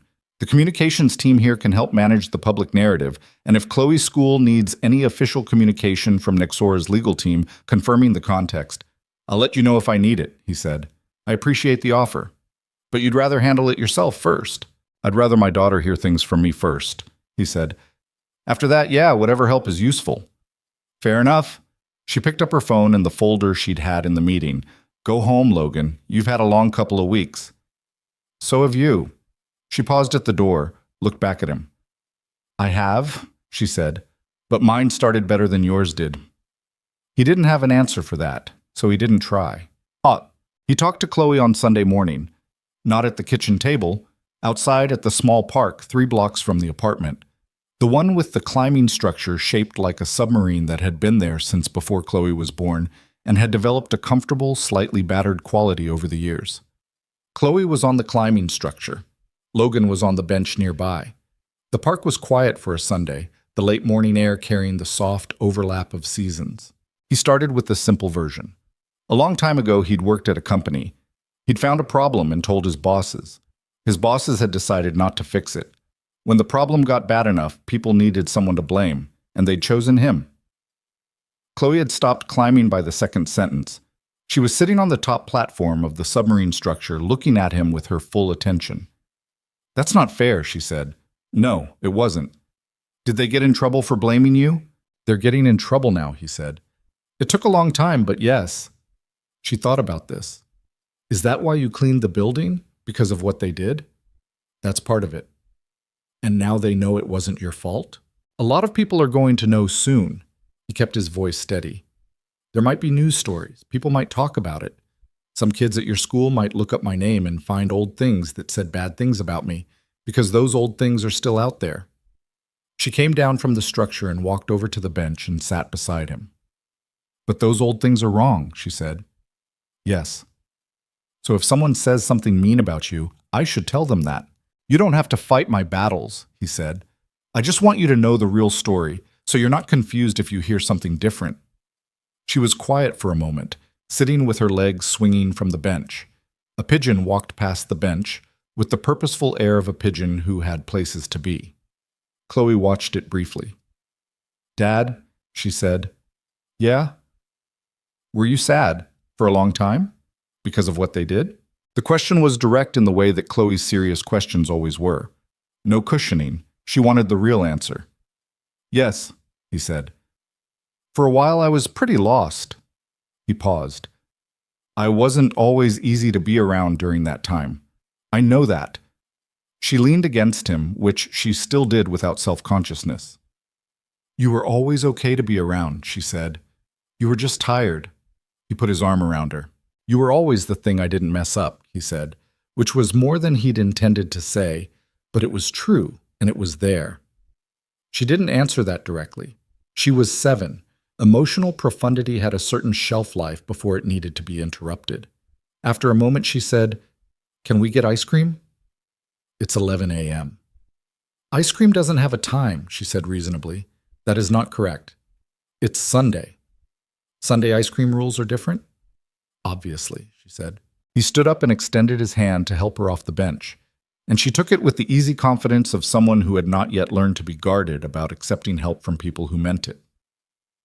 They walked to the ice cream place on 9th. The story broke on a Wednesday. Logan was at his desk at Nexora when his phone started filling up. Not his personal phone, a second phone, a work phone that Priya had quietly had provisioned the previous week. The personal phone lit up with names he hadn't heard from in years. Engineers he'd worked with at Meridian, some of whom had stayed silent when his reputation went under, a few of whom had occasionally sent private messages of support that they'd never been willing to make public. Now they were calling. He let them go to voicemail. The initial reporting was, as Sandra had predicted, framed correctly. The financial tech journalist who broke the story had done her homework. She'd spoken to Sandra's team, reviewed the documentation summary they'd made available, and written something that was accurate without being sensational. Former engineer suppressed after reporting AI risk. Documents show deliberate burial of safety warning at Meridian Logic. 2 Nexora executives implicated in cover-up. The story named Daniel Mercer. It named Richard Moss. It named Garrett Cross, the Meridian VP who'd left before the collapse, who had apparently been located by the journalist and had declined to comment. Logan's name was there, but in the right context. Logan Hayes, whose formal warning was suppressed 6 years ago, is now Chief Systems Architect at Nexora, where he was recently credited with preventing a major AI system failure. 6 years of his life compressed into 2 sentences, which was both reductive and, in the specific way that journalism had to be, accurate. He read the article once at his desk and then closed his browser. Maya Chen stopped by his office at around 10 a.m., coffee in hand. She'd been on the floor since the Meridian story broke and had the particular expression of someone processing several things simultaneously. "You okay?" she said. "Yeah," he said, and then, "Ask me again in a week." She nodded, came in and leaned against the doorframe. "For what it's worth, the team's been talking this morning, since the article." She paused. "I think people feel bad about how the crisis meeting went. Some of them. They don't need to. You got laughed out of the room. And then I came back and fixed the problem," he said. "That's a decent ending." She looked at him. "You're weirdly okay about this." "I've had 6 years of the alternative," he said. "Okay feels pretty good by comparison." She left him to it. At noon, Patrick Stahl, the lead consultant from the crisis meeting, who had looked at Logan's diagram with the expression of a smart man encountering his own blind spot, appeared at his office door with a brown bag that turned out to contain a sandwich and a coffee from the place on the corner. "Heard you hadn't left the desk," Stahl said. "I was going to go. I was in the neighborhood." He set the bag on the edge of the desk. "It occurred to me that I owe you an apology. A real one, not a professional one." Logan looked at him. Stahl wasn't a man who obviously found apologies easy. He was standing with his hands in his jacket pockets with the specific posture of someone who'd decided to do a hard thing and was committed but not comfortable. "You came into that room and tried to help, and I was in the group that laughed. I don't have a good excuse for that. The context felt absurd, but that's not actually a good excuse." "You ran the simulation," Logan said. "When it came down to it, you ran my parameters, after Victoria told me to." "You didn't fight it." Stahl looked at him. "That's a very generous reading." "It's an accurate one." Logan picked up the coffee. "The people who really damaged me weren't in that room. You just laughed at me." He paused. "I've been laughed at by more consequential people." Stahl was quiet for a moment. Something in his expression indicated he was going to carry this conversation for a while regardless of what Logan said, which was his own business. "If you need anything going forward," Stahl said, "professionally, consultation, reference, whatever, I owe you." "I'll keep that in mind," Logan said, and meant it. Det. Victoria came to his office at 4:30. She didn't knock. She appeared in the doorway, which he'd learned was her mode. Knocking implied requesting entry.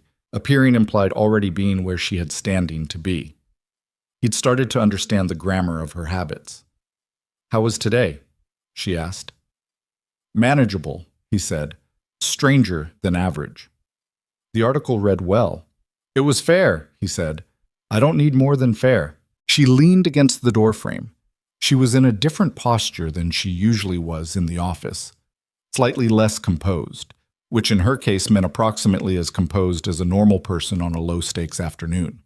She'd had a board phone call that morning, 2 press inquiries, and a conversation with the regulatory authority's preliminary investigator, all before noon. He knew this from Priya, who had the quality of keeping people informed without ever appearing to gossip. "I got a call this afternoon," she said, "from Garrett Cross's lawyer." Logan was still. "He wants to talk," she said. Cross, through his lawyer, obviously, but the indication is that he's interested in providing information to the regulatory review in exchange for cooperation credit. He's going to give them Mercer. That would be my read.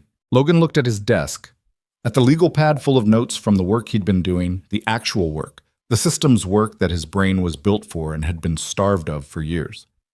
Does that bother you? Victoria asked. No, he said after a moment. The point was never punishment. The point was the record being correct. He paused. And the systems being safe. Both of those things are happening. Yeah. She straightened up from the doorframe.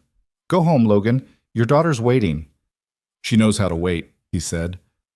Mrs. Park from 4B has been on this beat for 16 months. Still, she paused. The kind of day you've had, I think you should be with your kid. He looked at her. The kind of day you've had, he said. What are you going to do? She looked mildly surprised at the question. There's still work.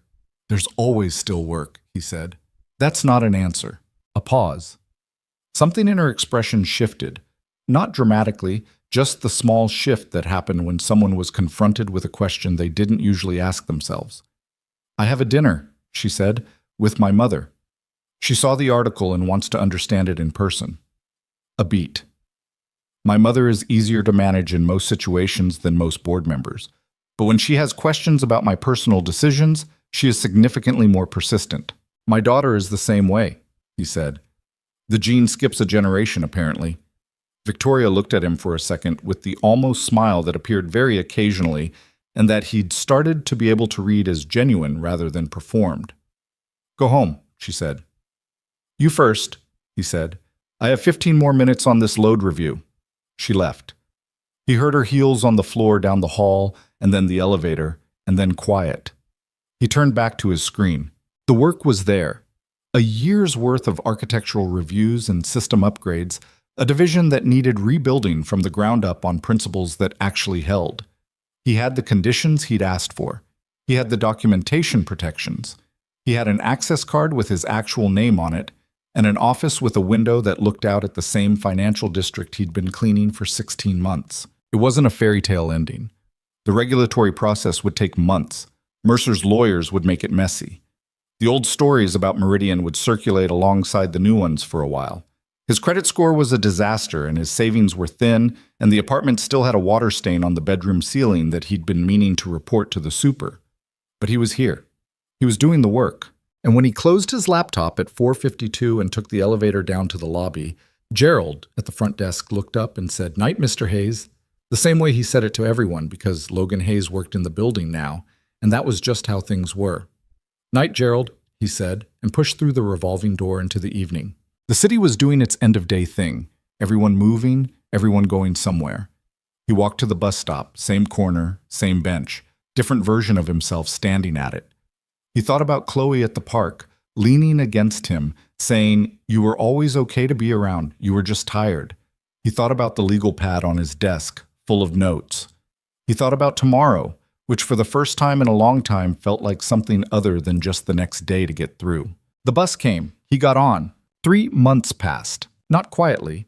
Nothing about those 3 months was quiet. But they passed, which was its own kind of progress. The regulatory review consumed enormous amounts of everyone's time and energy and generated enough paperwork that Sandra Cho's team set up a dedicated file room on the 12th floor that became informally known as the Archive, spoken with a capital A by anyone who had to spend time in it. Logan spent time in it. More time than he would have liked, sitting across from investigators and compliance officers, and on 2 separate occasions, a federal financial oversight examiner named Brian Yu, who asked questions in the patient, circling way of someone who was very good at his job and wasn't going to be rushed through any of it. The first time Logan sat across from Brian Yu had looked at the original 31 pages from the broken printer and read them with the same expression he probably used to read everything. Neutral, attentive, giving nothing away. When he finished, he'd looked up and said, "You kept these for 5 years." "Yes." "In a broken printer." It seemed like a reasonable hiding place. You had looked at him for a moment. "In my experience, Mr. Hayes, most people who have documents like these either use them immediately or lose them. both usually for the same reason: fear. A pause. What made you keep them? Logan had thought about that. The honest answer wasn't dramatic. I didn't know what I was going to do with them, but I knew they were true. And I've never been able to throw away something that's true just because it's inconvenient to hold on to. You had written something down. Logan never found out what. The formal findings took 11 weeks to compile. When they were released, first to the companies and individuals named, then publicly, in a document that ran to 63 pages and used the specific careful language of regulatory findings that said severe things in measured tones. The picture they painted was precise and damaging, and, for Logan, almost unbearable to read in places. Not because he hadn't known, because seeing it officially confirmed was different from knowing it.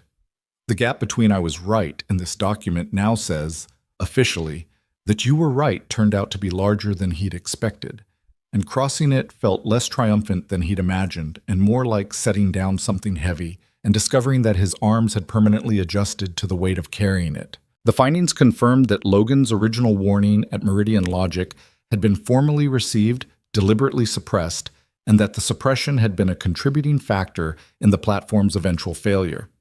Daniel Mercer was named as the primary decision-maker in the suppression. Garrett Cross was named as a secondary participant who had left the company with advanced knowledge of the impending failure. Richard Moss was cited for his awareness of the suppressed warning and his subsequent employment at Nixora, where the same fundamental system flaw had been allowed to develop. The findings also included a rehabilitation recommendation regarding Logan's professional record, a formal regulatory statement that the reputational damage he'd sustained from the Meridian failure had been based on a materially incomplete account of events, and that the record should be understood accordingly. That paragraph was 4 sentences long. It took him a while to read those 4 sentences. He read them at his desk at Nixora on a Thursday morning with the door closed, and he sat with them for a while before he did anything else. Mercer's lawyers had fought hard, as Logan had predicted they would. The chain of custody arguments around the Meridian documents were raised and methodically dismantled by Sandra's team over 6 weeks of procedural back and forth that Logan mostly heard about secondhand because Sandra was good at shielding her clients from the grinding machinery of legal process when the process didn't require their direct participation. Mercer himself never contacted Logan. Not a message, not a statement through lawyers, nothing. Logan didn't know what to make of this and eventually decided it didn't matter. He wasn't owed an apology and had stopped expecting one years ago. What he needed was the record, and the record was being corrected. Garrett Cross's cooperation with the regulatory review had, as predicted, shaped the final findings in ways that implicated Mercer more thoroughly than the documents alone might have. Cross received cooperation credit. He would face civil liability, but had avoided the more severe regulatory penalties. Logan had opinions about this that he kept mostly to himself, because the alternative, exhausting himself over the fairness of an outcome he couldn't control, was the kind of trap he recognized and had worked hard to stop falling into. He talked to Sandra the week the findings were released, a debrief call from his car in the Nixora parking garage because he'd needed somewhere private, and his office door, for reasons he couldn't fully articulate, hadn't felt private enough that morning. "How are you doing?" Sandra asked. She'd started asking this in the last month of the process, which he'd noticed. In the early months, she'd been all business, which was what he'd needed. Somewhere around week 8, she'd started checking. "I'm okay," he said. "It's strange. I thought I'd feel more." "That's normal," she said. "People expect vindication to feel like a door opening. Usually it feels more like a room getting quieter." He'd sat with that for a moment.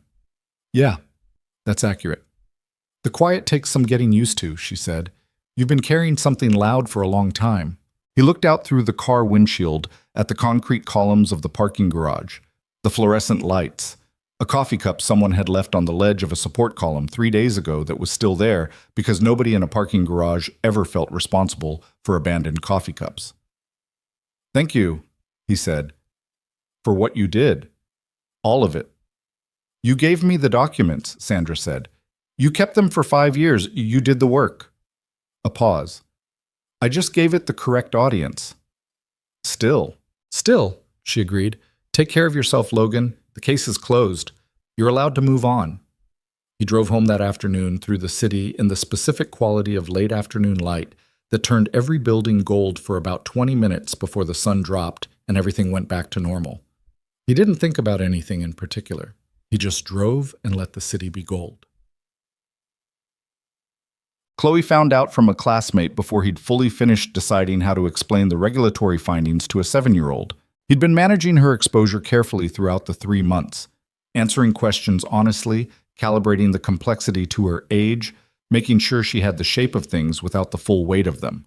She knew her father had been treated unfairly, that it was being fixed, that some people in the news were talking about it.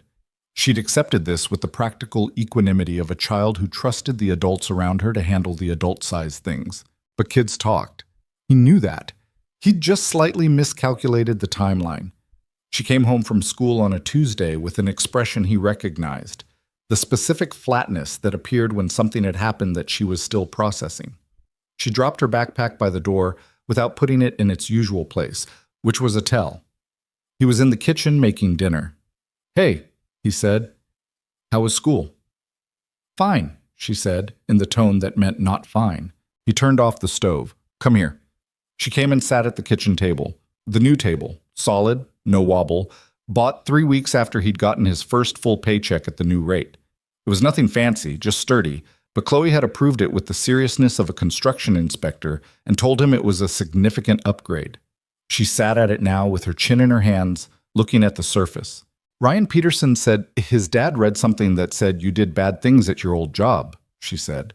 "He said it at lunch, in front of other kids." Logan sat down across from her. "What did you say?" "I said that what Ryan's dad read was wrong and that the real story is different." She paused. "I said it pretty loud." "Okay." "Ryan said his dad reads the news and knows things." She looked up at Logan. "So I said my dad was the news and he knew more things than Ryan's dad." Logan looked at her. That's a reasonable argument," he said carefully. "I know." She didn't look entirely satisfied, though.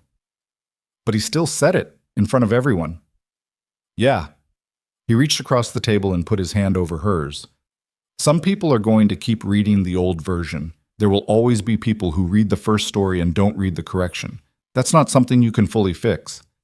"It's not fair." "No. But here's the thing, Bug. The record is correct now. The official record, the one that matters in the big permanent way. That's real. That happened." He paused. "And the people who actually know you and know me, they know the real story. That's what you hold on to." She thought about this. She was quiet in the working way, the way that meant she was actually processing rather than just waiting for something to do. "I don't like that Ryan Peterson got to say that thing," she said. "I know. Even if the record is correct. Feelings and facts are both real," he said. "You can know something is being fixed and still be angry about the time when it wasn't." She looked at him. "You told me that before." "It's still true." She leaned back in her chair. "Can Ryan Peterson's dad get in trouble for saying wrong things?" "That's not really how it works." "It should be. A lot of things should be," he said. "We work with what is." She exhaled through her nose, a small, specific sound of someone deciding to accept an unsatisfying reality for now. Then she looked at him with a question that had been sitting behind all the others. "Are you okay?" she asked. He looked at his daughter, 7 years old, 3 months into understanding that the world had treated her father badly and was slowly being corrected, asking him the same question she'd asked at breakfast on a morning that felt like a long time ago. "Are you happy, Dad?" "Yeah," he said. And this time when he said it, he didn't add anything. He didn't qualify it or wrap it in the careful packaging of a man who'd learned to give answers that couldn't hurt him. She studied him, the assessment in those brown eyes. "Okay," she said, and this time she believed him. He could tell. "What do you want for dinner?" he asked. "Pasta," she said. "The good kind." "The good kind is the same kind as the regular kind. I use the same pasta." "I know," she said, "but sometimes it's the good kind." She got up and went to get her backpack from by the door, and Logan turned the stove back on. The weeks after the findings were released had a different texture than the weeks before. The governance review work at Nixor continued. It would continue for months more. the kind of structural rebuilding that didn't happen fast and shouldn't. But the acute crisis phase was over. The daily urgency of investigation and legal process and careful management of information had given way to the slower, more sustainable work of actually fixing things. Logan preferred this kind of work. He was built for the long game, for the patient architecture of systems designed to hold up over time, not just over the next quarterly review. He rebuilt the AI division's documentation framework from the base layer up. He instituted the external validation protocols he'd described in the crisis meeting, applying them more rigorously than the original patch had required, building redundancy into the redundancy. He established a formal risk flagging system with the independent access he'd negotiated, the one that couldn't be closed by a single authority without triggering an automatic secondary review. He made it as close to bulletproof as any human-built system could be, which was to say, not perfectly bulletproof, but considerably harder to quietly compromise than what had existed before. Maya Chen became his most reliable collaborator. She had the kind of engineering mind that improved under challenge and deteriorated under bureaucracy, which meant she'd been slightly suffocating in the old division structure and was now, given room to actually solve problems, operating at a level that occasionally made Logan stop mid-conversation and think about how much talent got wasted in organizations that confused compliance with competence. "This validation architecture," she said one afternoon, sitting across from him with a laptop and a half-eaten sandwich, "is going to be annoying to maintain." "It's supposed to be," he said. "Annoying systems get abandoned. Systems that don't have friction are the ones that get gamed," he said. "The friction is the point. When something's a little harder to work around, people think twice about working around it." She chewed this over, along with the sandwich. "Is that philosophy or engineering?" "Yes," he said. She looked at him. "You're kind of strange." "I cleaned this building for 16 months, he said. "Strange is relative." She laughed, a real one, not the polite office kind. He'd been hearing more of those lately. The floor had a different energy than it had in the weeks after the crisis, when everything was damage control and nobody was sure what the ground looked like. The ground was steadier now. Not perfect. There were still people who'd been in the old structure too long and had its bad habits baked in. Still processes that needed reworking. Still the occasional meeting where Logan had to push back on something that made complete business sense and zero engineering sense, which was its own recurring argument. But the direction was right. That was what mattered. The thing with Victoria didn't announce itself. It didn't arrive as a moment. It was more like a tide. You didn't notice the water coming in until you looked down and found you were standing somewhere different than before. They developed a rhythm over the 3 months that had nothing to do with the CEO-employee formal structure, which existed and was maintained professionally whenever the context required it. But outside those contexts, in the late conversations when the floor had emptied and they were still at their respective desks, because neither of them had developed the habit of stopping at a reasonable hour, or in the informal debrief sessions that had started as work meetings and kept extending past the work. The distance that had been there in the beginning had been worn down by proximity and honesty and the specific intimacy of having been through something hard together. Logan noticed it and mostly left it alone. He had good reasons for leaving it alone. He was her employee, the power differential was real, and he wasn't interested in pretending it wasn't. He also wasn't the same person he'd been before Meridian. Not worse, just different, with a harder understanding of how quickly things could shift and a corresponding reluctance to reach toward anything that felt fragile. She seemed to leave it alone too, which he respected and occasionally found frustrating, which told him something about his own state that he tried not to examine too directly. The thing that changed was small. It was a Thursday evening in the second month, late, the building mostly empty. He'd been reviewing structural schematics and she'd been on a call with an investor in a different time zone, and when she finished the call, she'd appeared in his doorway with 2 takeout containers from the place on 11th that made the spicy noodle thing he'd mentioned offhandedly 2 weeks prior. She'd apparently remembered. She'd gotten 2. She'd set one on his desk and said, "You haven't eaten." "How do you know that?" "Because I've been in this building for 14 hours and I haven't seen you leave." "You haven't left either." "I ate at my desk at noon," she said. "I watched you ignore the same granola bar for 6 hours. He looked at the takeout container, at her, back at the container. "Thank you," he said. "It's noodles," she said, with the tone of someone deflecting something. She pulled the other chair in his office to the edge of the desk and sat down, and they ate in the specific comfortable quiet of people who had gotten past the phase of filling silence with words. After a while, she said, without looking up from her container, "How are you really doing, with all of it?" "You're the second person to ask me that today." "Your daughter was the other one?" "She usually is." Victoria was quiet for a moment. "I think about what it cost you," she said. "The 5 years. Not just professionally. The personal part." A pause.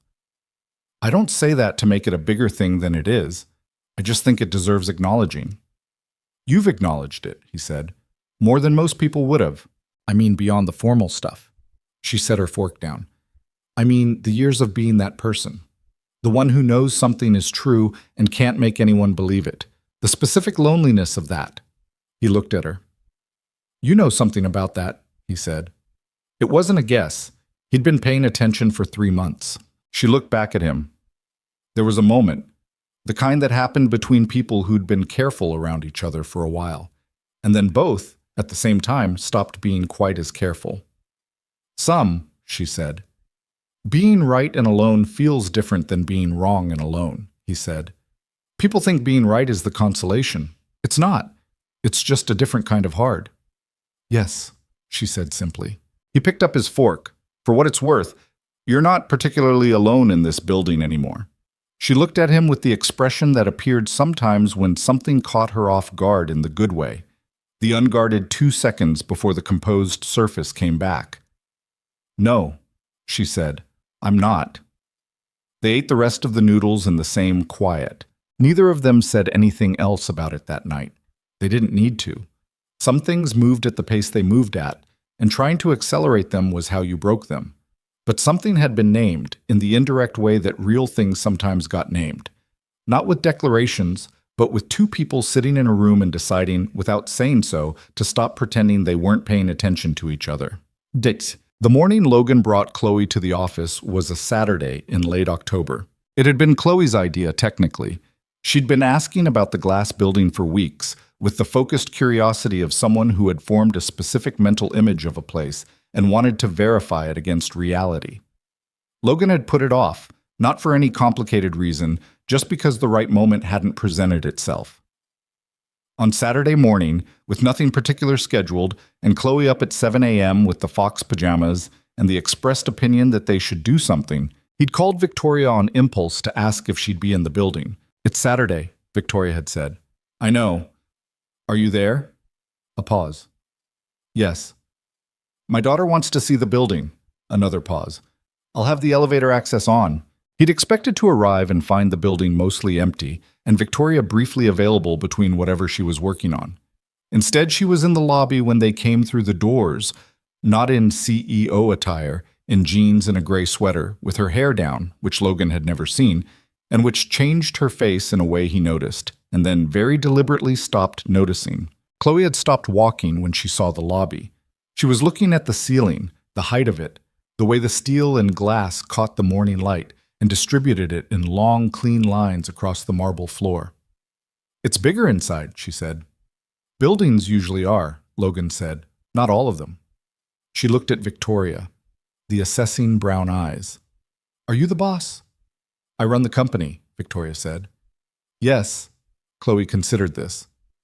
"My dad fixes the things that break." "He does," Victoria said. "He's very good at it." "I know," Chloe said, with the simple certainty of someone stating an established fact. Then, "What kind of cereal do you buy?" Logan closed his eyes briefly. Victoria, to her considerable credit, did not miss a beat. "Depends on the week," she said. "Sometimes oat clusters, sometimes plain shredded wheat, which I'm aware is the boring choice." Chloe thought about this. "Shredded wheat is okay," she said, with the generosity of someone extending a benefit of the doubt. "It has good texture." "That's what I think," Victoria said. Chloe turned back to the lobby and started walking toward the elevator with the purposeful air of someone who had vetted the situation and found it acceptable. "Can I see the floor with all the windows?" "The 14th floor," Logan said.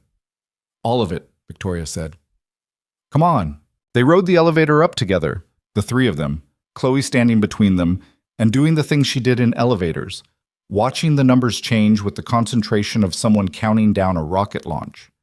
When the doors opened onto the 14th floor, the morning light was doing the thing it did when the floor was empty and the sun was coming in at angle, filling the whole space in a way that made it look, briefly, like something that belonged in a photograph. Chloe walked out onto the floor and turned in a slow circle. Logan stood at the elevator, watching her. She went to the window at the far end, the big one that looked out over the financial district and the river beyond it, the city in the specific clarity of an October morning when the air had that slight edge that made everything look sharper than usual. She put her hands on the glass and looked out. "You can see really far," she said.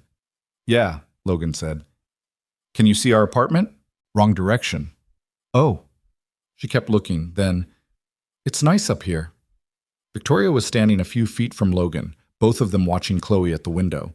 There was something about the moment, the empty floor, the light, a 7-year-old with her hands on the glass looking at the city, that had the quality of something that would be remembered. Not because it was dramatic, because it was the opposite of dramatic, because it was just real. "She's remarkable," Victoria said quietly. "She is," Logan said. "She's also exactly as much work as she looks like." "I believe that entirely." A pause. "She looks like someone who doesn't accept easy answers." "She got that from her mother," Logan said, and then, "And from me a little, the hard way."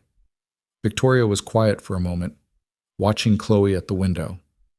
"Are you happy here?" she asked, the same words Chloe had used months ago at the kitchen table. Logan doubted it was intentional.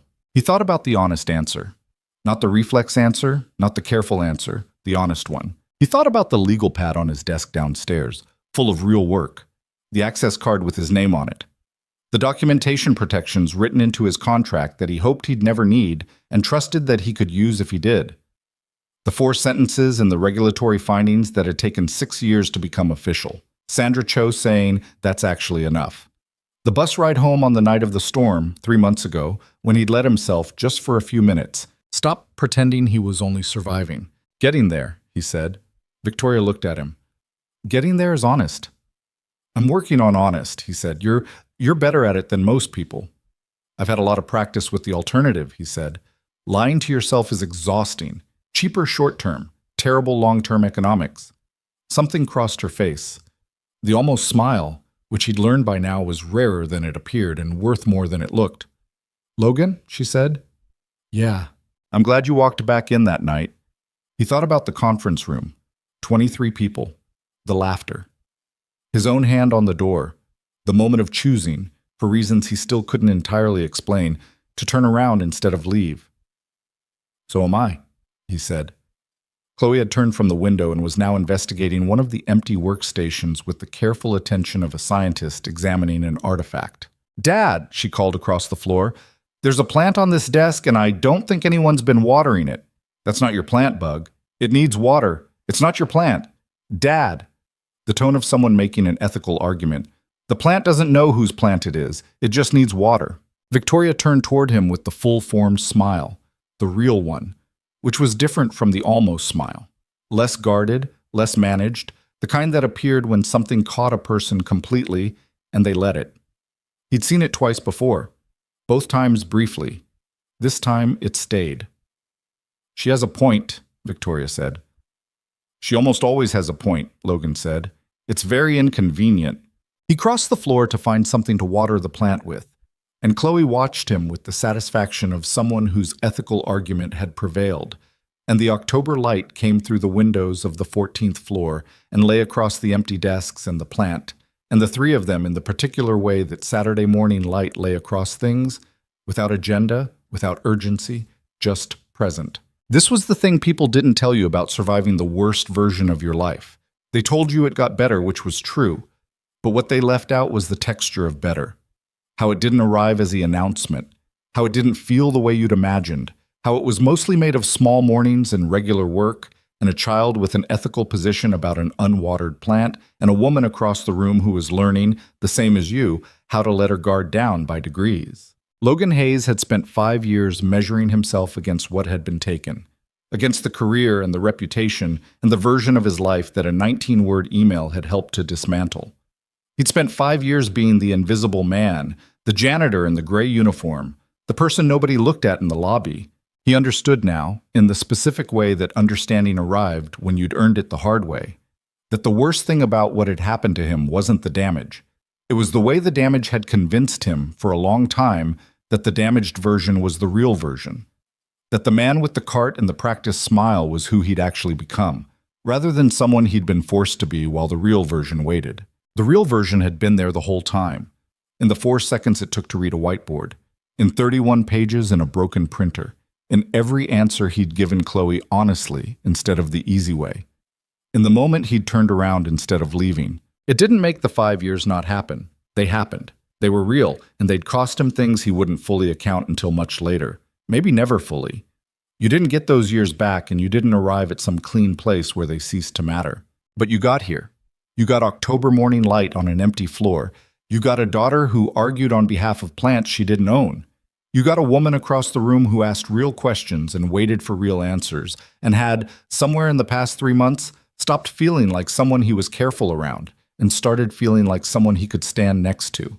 That wasn't everything, but it was not nothing. It was, in the plain honest accounting of a man who had finally stopped confusing survival with living, quite a lot. He found a mug near the kitchen sink, filled it with water, and brought it to the plant on the desk Chloe had identified. She watched him water it with the expression of someone whose faith in the process had been validated. "See?" she said. "Yeah," he said. "I see." She went back to the window. He stood in the middle of the 14th floor, the floor he'd cleaned 100 times in the dark, the floor where he'd picked up a marker and changed the direction of things, the floor that had his name on an access card and a desk with a legal pad and a view of the city that he was still, every morning, slightly surprised to have earned back. He stood there and let himself have it, all of it, without apology.